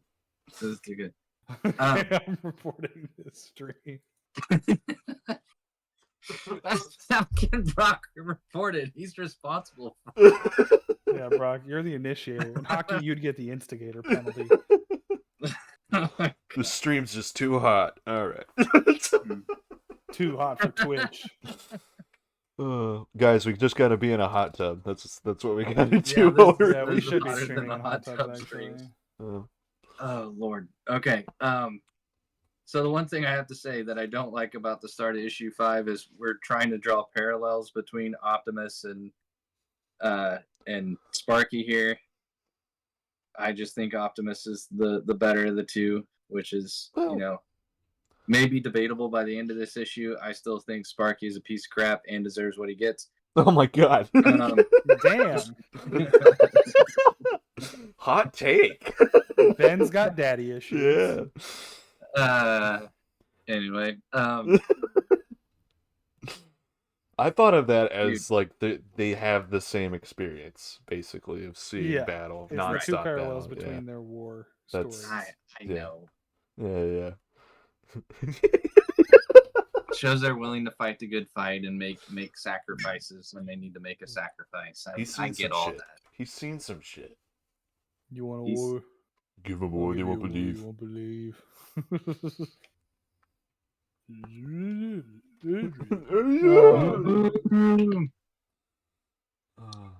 Oh man, I do like the inclusion of Frenzy and Reflector in this issue, just so they can get wrecked later on. Wrecked. Rox says Ben is right. I'm assuming you mean Ben is right about Sparky being an asshole. I mean, yeah. I don't necessarily think. I mean, he's a bad dad, but you know what I mean. Like, Bad dad shoots his kid. I mean, whatever. Shoots his kid. God, a man can't shoot his kid in this country without being indicted. What is? I thought this was America. You know, I and thought then he's this all was land of butthurt, the like free. my kid got shot. How dare was you one shoot my bullet. kid?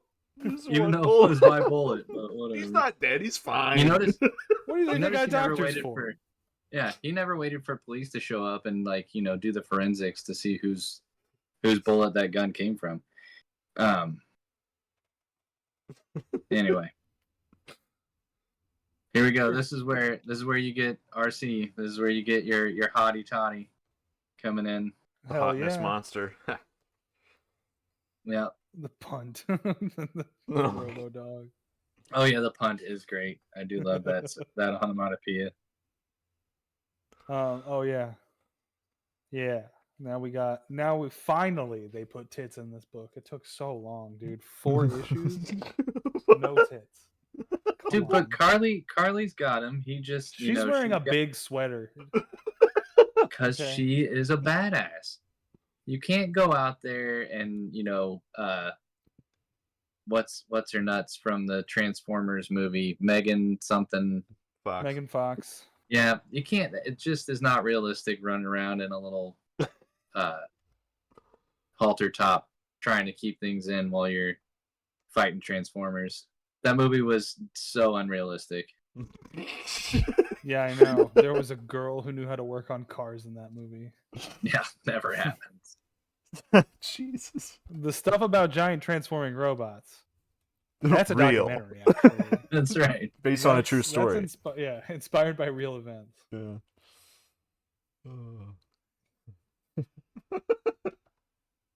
But Megan I Fox liking think- Shia LaBeouf, that fucking dork. Get Dude, over it. again, it's just a complete work of fiction. It would never happen. Well, he had the sweet car that turned into a robot. That's true. So, I mean, come on. Oh, Ratchet. Oh, Ratchet. That's your competition right there, Kev.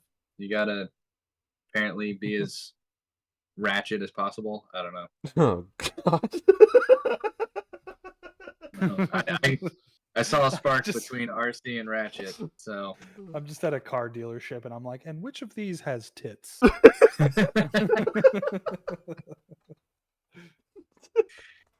I want them on the gear shift. I don't know. Either Are on the steering these wheel, of the gear shift. transforming variety? And if they transform, do they have tits?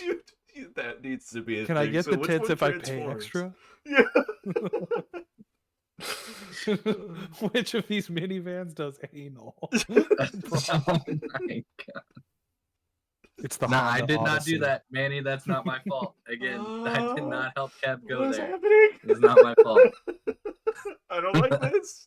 I don't Oh, like that was this. Brock again. Yeah, Jesus that Christ. was Brock. Oh. Do we need a safe word in this stream now? Is it? Look, I marked that this stream is not for kids. Okay, we can say whatever we want.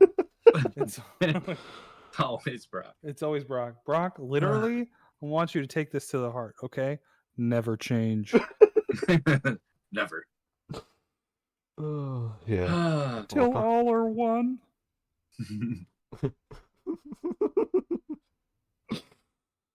I'm paying top dollar.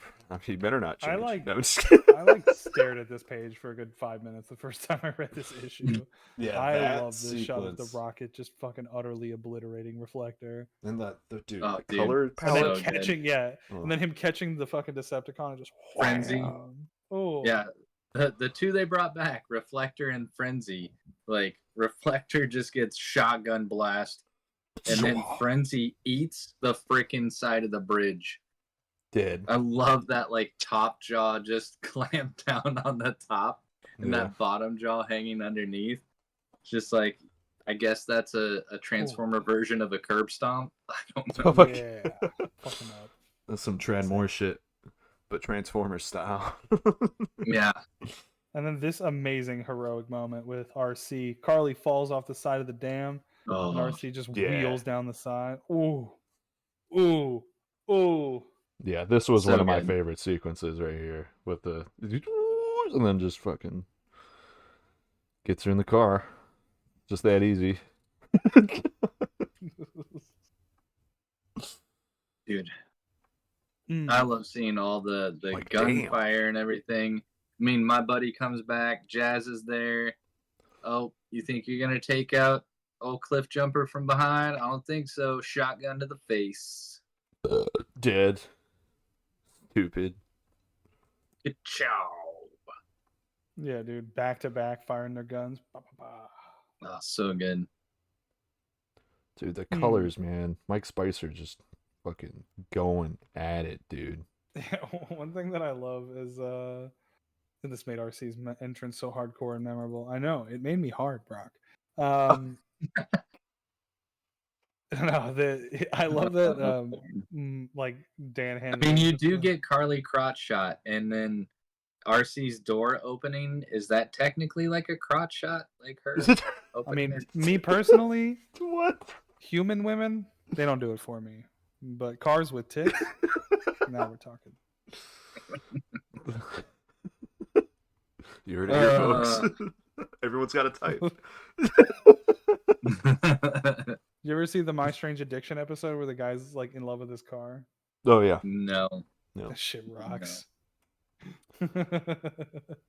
He's like he even makes love to his car, and it's just him like kissing his like little Mazda Miata or whatever the fuck it is. So far, that's crazy. Oh, that already speaks to the kind of man he is. He only loves a little car. He can't handle like a big F-150 or F-250. Okay, hold on now. Hold on. Okay. Little Mazda Miata. All sedans are girls and all trucks are boys. I don't believe. I mean, never mind. That gets us into a whole other discussion. Never mind. We'll table that. Subarus are non-binary. Anything with a hatchback that is gender fluid. Gotcha. All right. So we find out more about the other son, the son that blew up in the space shuttle. When we get the little hug, Jimmy's down there before stuff turns sideways. And dude, when the freaking Constructicons come in, seeing that dump truck just freaking wreck Optimus. So good. Get wrecked. You know, the sun that blew up. Heavy metal.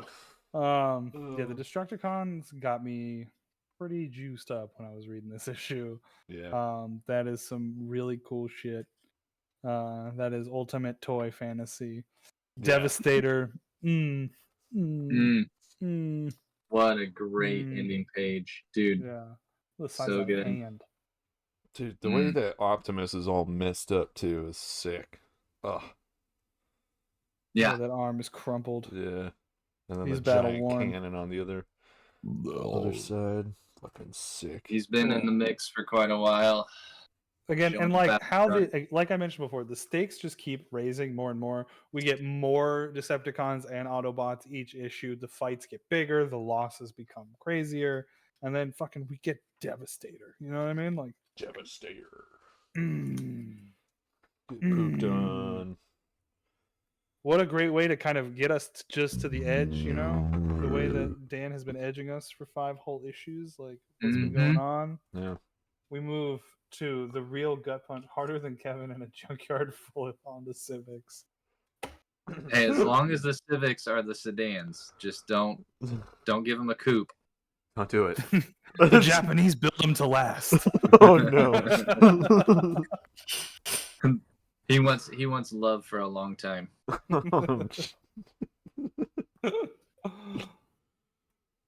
Oh, okay. Modular design. Yeah. Don't worry, Dad. Nothing bad's gonna happen. You know. It's a No. two-pronged joke because it implies you're a necrophiliac with an Asian fetish.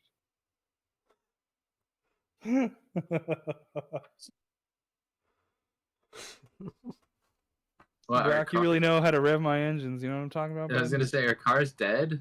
Where's the necrophiliac thing come in? I prefer when they're running hot. You know what I mean? I want That's a little right. bit of that. I want to have that oil and gas kind of sputter out of the exhaust pipe. There's nothing worse Burn than getting into a cold car. So, what? Devastator. The Devastator fight is going absolutely crazy. I'm trying not to pay attention to Brock. We're so close to the end. Gosh. We're all just so close, bro. Come on. No, Brock, the boobs are on the Transformers. It's not one boob, it's boobs. They have to be on a lady robot. That's what Kev likes. That's right. Look, we've all got our thing, okay? Cars with tits is mine. Dude, can I just tell you, I love the fact that Devastator is just like a giant Neanderthal. Right. Stop. Grabbing Optimus. Freaking crack Starscream with Optimus. Ooh. Yeah, just fucking whamming around. This shit was brutal. That actually made me wince. Like so Optimus's face dragging across the side of that thing. That was awesome. Oh, so cool. Again, he's done it so many times in the book, but the way that he does those like fisheye lenses, the weird force kind of perspective, motion blur and speed lines, it just sells the action. Yeah. It's so good. And they're all like, get inside and run Makes away. me wish I was that cool. Damn. Oh, yeah. Good shit. Dude. With that door shit just closing. gets scary. It gets real. Yeah, the door closing on him is crazy. Oh, but I love the fact that the door closes and Devastator has his leg, has like Ratchet's leg in his hand. I just wanted him to eat it. Just eat the leg. Nom, nom, nom, nom. Devastator will dig. Devastator will destroy. Oh, this part. It was. You killed my dad. Wait, what is dad? And getting that distraction. I don't fully understand how Carly actually is able to pick up this gun, because I don't know if you notice, the gun is laying on its side here in this panel. Yes. And then she runs to the gun. We cut away. Again, using your A and B plots kind of through the fight is great. The death of Optimus looming. And this is like terrifying. He takes out the Allspark. I love the twitchy hand. And then it's just kind of like, we don't get a ton of Sparky in this issue, so maybe this is kind of why the pacing and the feels weird and the landing doesn't feel as firmly stuck when we get to this moment, because it's just kind of like Sparky's like, you know what, I'm a piece of shit, maybe I can redeem myself, which is always kind of like a cop out, like I'm just gonna sacrifice myself to save everybody else. Like, it is something that always sits weird with me in like books, because it is kind of like selfish bullshit at times.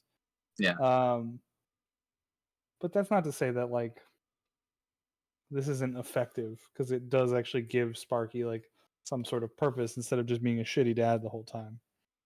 Well, so I mean, I don't know what your thoughts are, but I feel like in the bar, just a real simple rewrite of like, oh, I would love to go with you, but I got to go to work. I don't love work, but I love you. And that's why he's drinking, is because work sucks, not because like, everything else, which would make the line of Sparky here going, I know you're going to care for this world like I care for my boys. I'm like, you really kind of treated Spike like he was worthless until he got shot, which was kind of your fault, and then you cared about him. So I don't really like to your the emotional weight is kind of tough. But I mean, you can't be like a veteran with PTSD and a down and out alcoholic and also be a dad who like cares. You know what I mean? Like that after a certain point, those personality traits have to be a bit incompatible, right? Some might think they care. So there's that. I guess I get it, right? He thinks he cares. Yeah. But like, you only have so much time and space, so giving him the room to like say one thing and do another, I guess, just like wasn't economic and like viable in this. You know what I mean? Like, I don't know. That's not to say that like Dan doesn't write really good, either caring or shitty parents in his stories. He was loved too much. God. Where's the drama, Dan? No, the dad did say he was sorry. After his kid was shot and in a coma in a hospital, he did say he was sorry. Yeah. Tell my son I'm proud of him. And give me back my son. Give me back my son. He's been taken. He's been taken. I have a unique set of skills. It's sacrificing myself to the Allspark. Sparky. But this is we get to, isn't it? It is just kind of that funny, like, oh, Sparky, he went into the Allspark. He brought it all back. Thanks, Spark. Yeah. I will protect the whole Earth, starting with this green demon, and he's like supercharged optimism, just rips the fucker's arm off, or finger. That's what it is. Dang. Rips the finger off. Glorious. And we get, the hyped up. My hand. The best onomatopoeia. What I have to say is that line is very out of place if he were to have the Kermit the Frog voice. Because as Kermit knows, it's not easy being green. So, calling somebody a green demon. Starting with this green demon. But fucking the oh yeah with the 3D, and then the fucking the song onomatopoeia. Which for me, that is You Got the Touch, right? That is You got the power. Okay, yeah. I just wanted to make sure I was going with the right song. That's definitely it. I mean, because he talks about it in the off-panel interview, where he's just like, "Oh, I love that Transformers movie," and it's got that song, and they're both talking about the song, right? So it's got to be that. Yeah.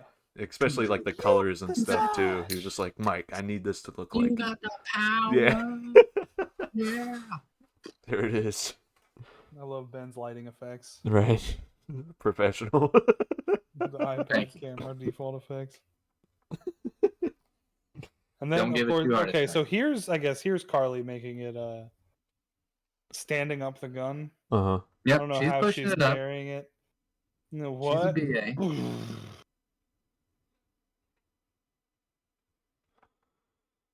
And Cliffjumper's like, no, I'm gonna kill this dude. He's not a killer though, dude. He's not a killer.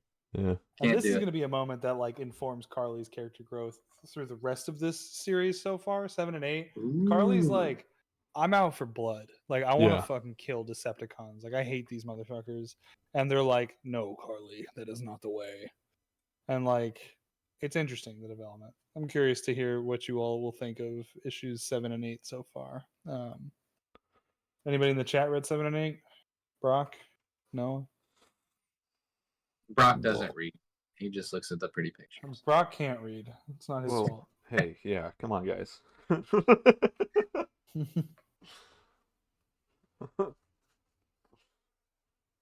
Well, 7 and No, 8 has a are plastic great. either. Um, True, I'm illiterate. Jesus. Tips his fedora.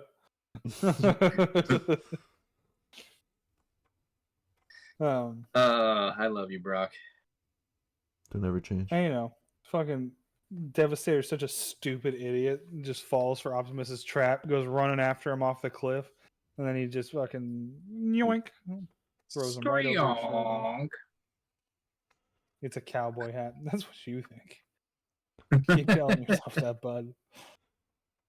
Dude, I love that screonk. Just the Yeah. sound of construction equipment just falling off a high rise or something. Let her Oh, go. this page No. just kicks so much ass. Mm. The fucking Devastator falling down and just taking Starscream out with him. Carly falling, though, is like a very terrifying detail on this page that really works well. Again, the scale. But, you know, our homie Cliffjumper's there to save her. Gotcha. It's all good.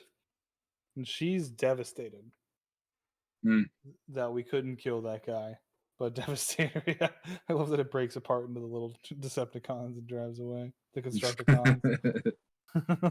I will say on that double page spread though, with Devastator getting like all messed up and everything, I lost myself. I was like, what am I looking at towards the bottom there? I had to really look. Oh, yeah. You know what I mean?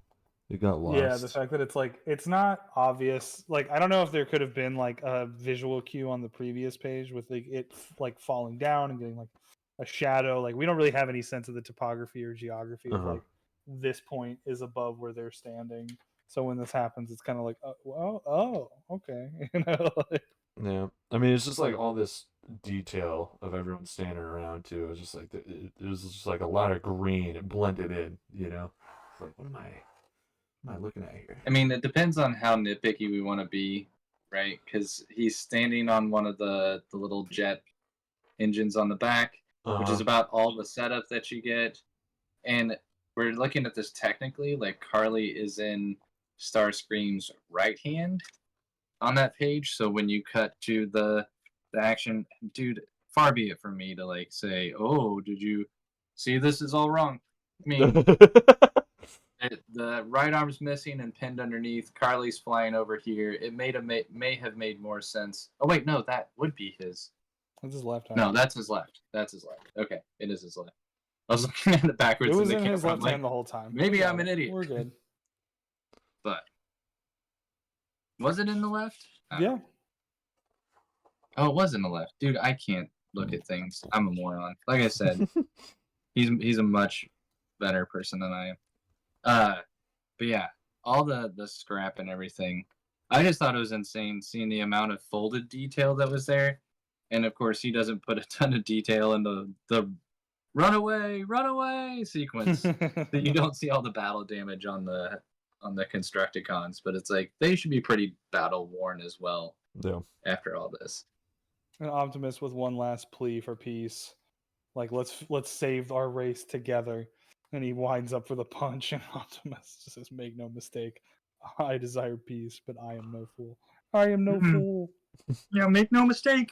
I desire peace, but I am no fool. And it's a shame because this is our true return to Spike here in the last page with the "Where's my dad?"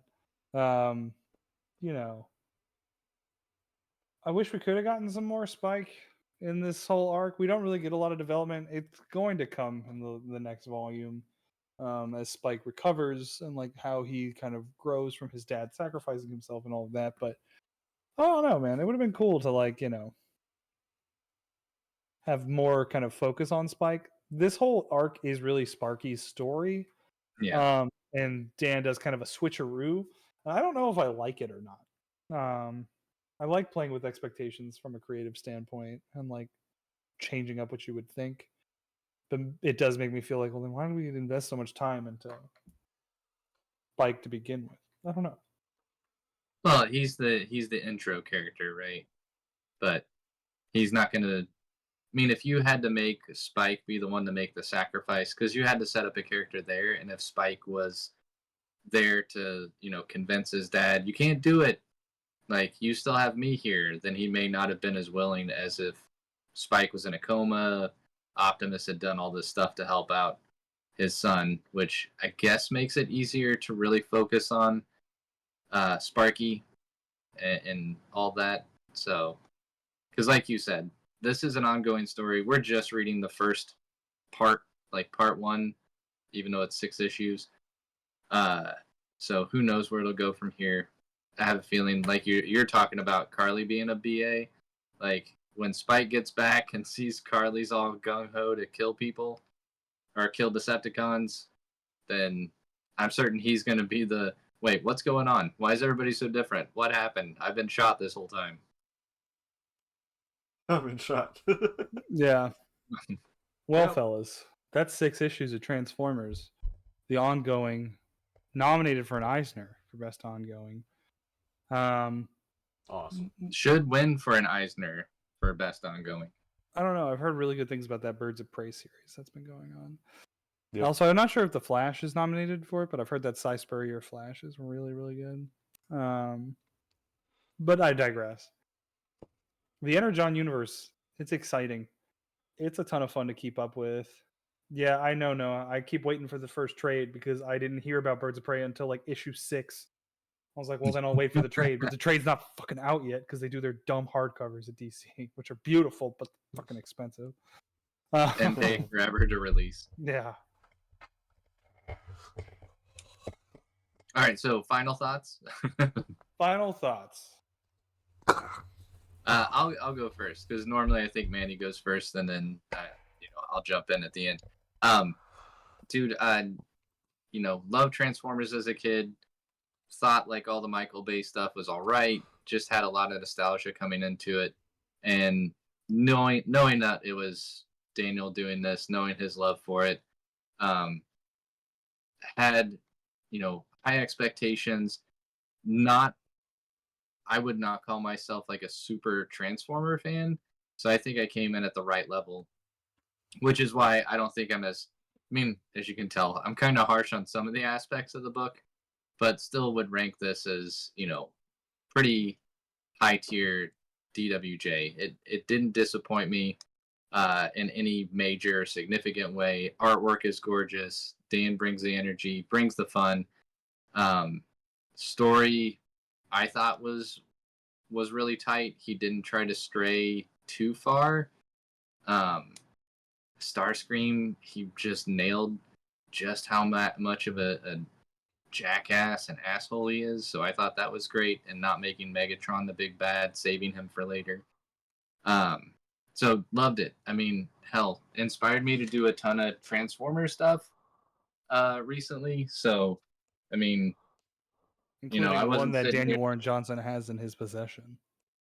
So Oh yeah.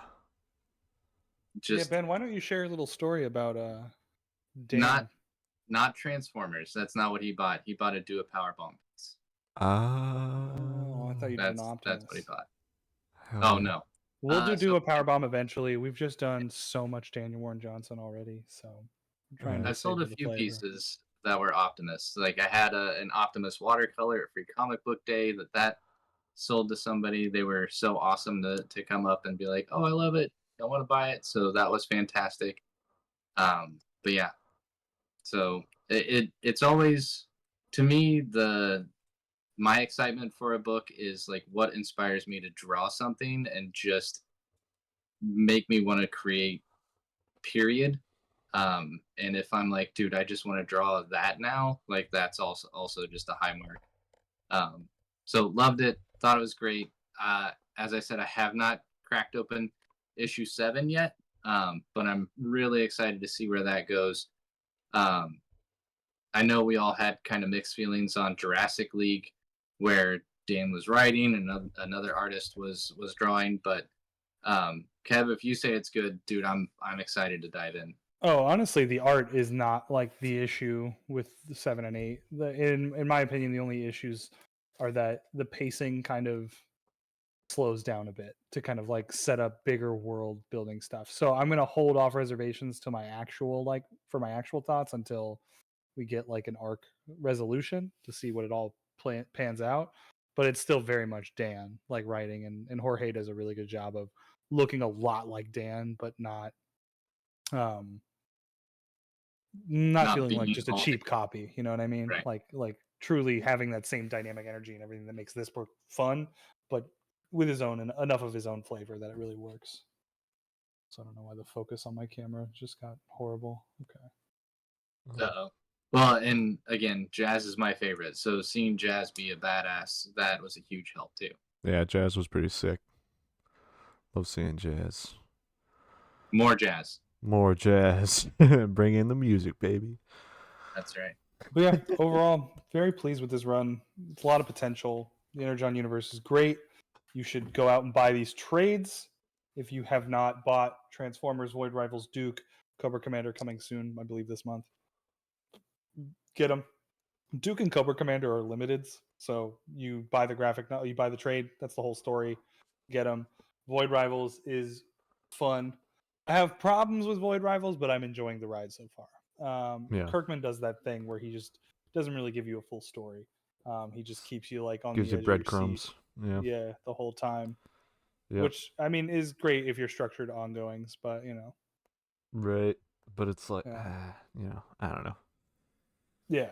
I definitely don't regret buying it week over week, but I'm still like, come on, what the fuck are we doing? Like, like, Yeah. Give me something. Give me some juice, man. I want some juice. if anything, it's because what's his name, Lorenzo De Felici's art is so fucking good that I just don't even mind. Like, right. you know what I mean? It It's is like really it's not good. great stories, but it's fucking 20 pages of amazing art.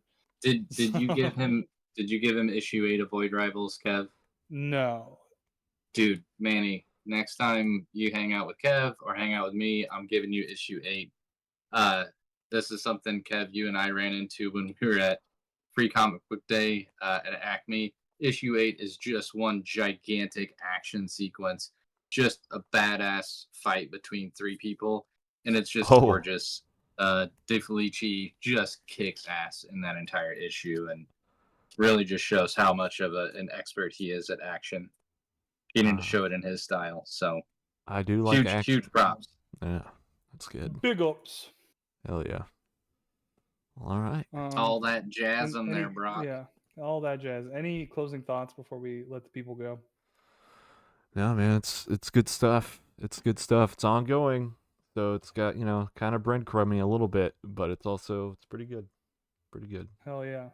Manny, I know we've talked about this. You didn't give.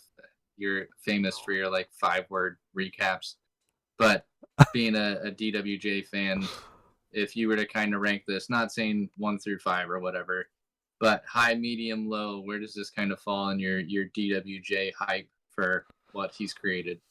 Let's see. Well, Murder Falcon is definitely my favorite. And then I think it's probably Space Mullet for me because I just love Space Mullet. And it was like the first thing that I saw of Dan's. And this is probably on like maybe the lower end of it, mainly because it's not a full complete story like we were saying earlier. Like Transformers, it's not a whole thing. It's not just straight up Dan. He's also doing the back and forth with Hasbro and stuff. So it's gonna have a little different outcome, right? So keeping that in mind. Still great art, amazing art. Okay, fantastic. Story-wise, not my favorite. Still love the work that's being done on it. So, yeah, would put that in your library. Yes, sir. Put it up there.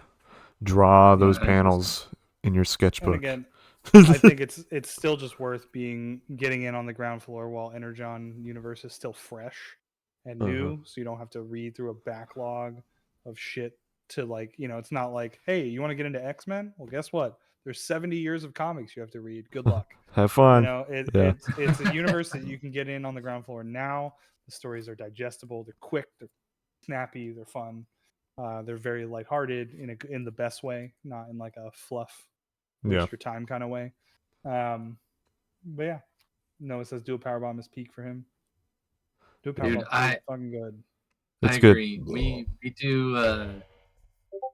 We do a power bomb and like extremity. We'll have to start ranking these in order, but man, it's gonna be so difficult. Like some of those books, do a power bomb and Murder Falcon are my top two. I don't know that I can put one above the other. They're just both Yeah, they're really such good. fantastic books in their own right. But I love do a power Extremity. bomb. Extremity is fantastic. I agree. Yeah, Murder Falcon's probably my favorite, but I also haven't read Do a Powerbomb more than once. I've been meaning to reread that, but now that we do this, I've just been kind of holding on to talk about it when we talk about it here. Yeah. I'm also a huge fan of Wonder Woman Dead Earth. That book is crazy. That's right. And if you guys haven't spent enough money yet on GI Joe and Hasbro properties, Skybound just launched their GI Joe Kickstarter. It's already fully funded, so if you're wanting to hopefully reap some of the benefits of the little side rewards, they're doing like the full compendiums of like GI two Joe hardcovers that are like this thick. Yeah. Is it just two? They look like it was 3 GI Joes and 3 Cobras or something insane like that, or maybe they were just different jackets. But God, they're just massive omnibuses of these things. They look phenomenal. But yeah, I agree. It's much easier to go out and just, as you said, Kev, go start with the Energon stuff. I love that they're doing the limiteds with Duke and Cobra Commander, and like you said, with Destro and Scarlet that are going to come out real soon, and they're firing on all cylinders too, in my opinion. Like they're great short stories, great writer artist teams. I don't think you'll be disappointed. So. And I want the caveat to be like, just for context for me, I am not a big Transformers fan outside of these comics. I am not a big G.I. Joe fan at all. Like, I've never watched the cartoons. I saw those shitty live action movies and was like, oh, whatever. Like, Transformers, I liked the movies when I was a kid. I like the 80s movie a lot now, but I didn't see it as a kid or grow up with it. So, like, I'm green to this. It's not, you're not getting me with nostalgia for this kind of shit. It's just good. Yeah. And that's all I'll say. I will say that too, yeah. It's just good and worth reading and worth keeping up with, especially with the amount of schlock coming out of the big two currently. There's great books, but there's also some fucking dog shit ones. Yeah. So if you had your pick of the litter with ongoings and shared universe stuff, I'd go Energon. It's a safe bet. It's good. Yeah. All right. And Brock, go get Space Mullet, go get Extremity. Dude, you will not be disappointed. Yeah, man. Yeah, those books are very good. If you like Dan, you'll love those books. If you don't like Dan, you'll love those books. You'll love those books. Yeah. I'm bored. You will love Dan after reading this book. All right. Cough, cough, Spider-Man. Yeah, well, you know what? Spider-Man is pretty much never good. Sometimes it's great. Sometimes it's just fine. And most of the time, it's a fucking mess. And I'm a huge Spider-Man fan, so I've earned my stripes to say that. Yep. Yeah, but there are some highlights. I'm a detractor, and in that I love Superior Spider-Man.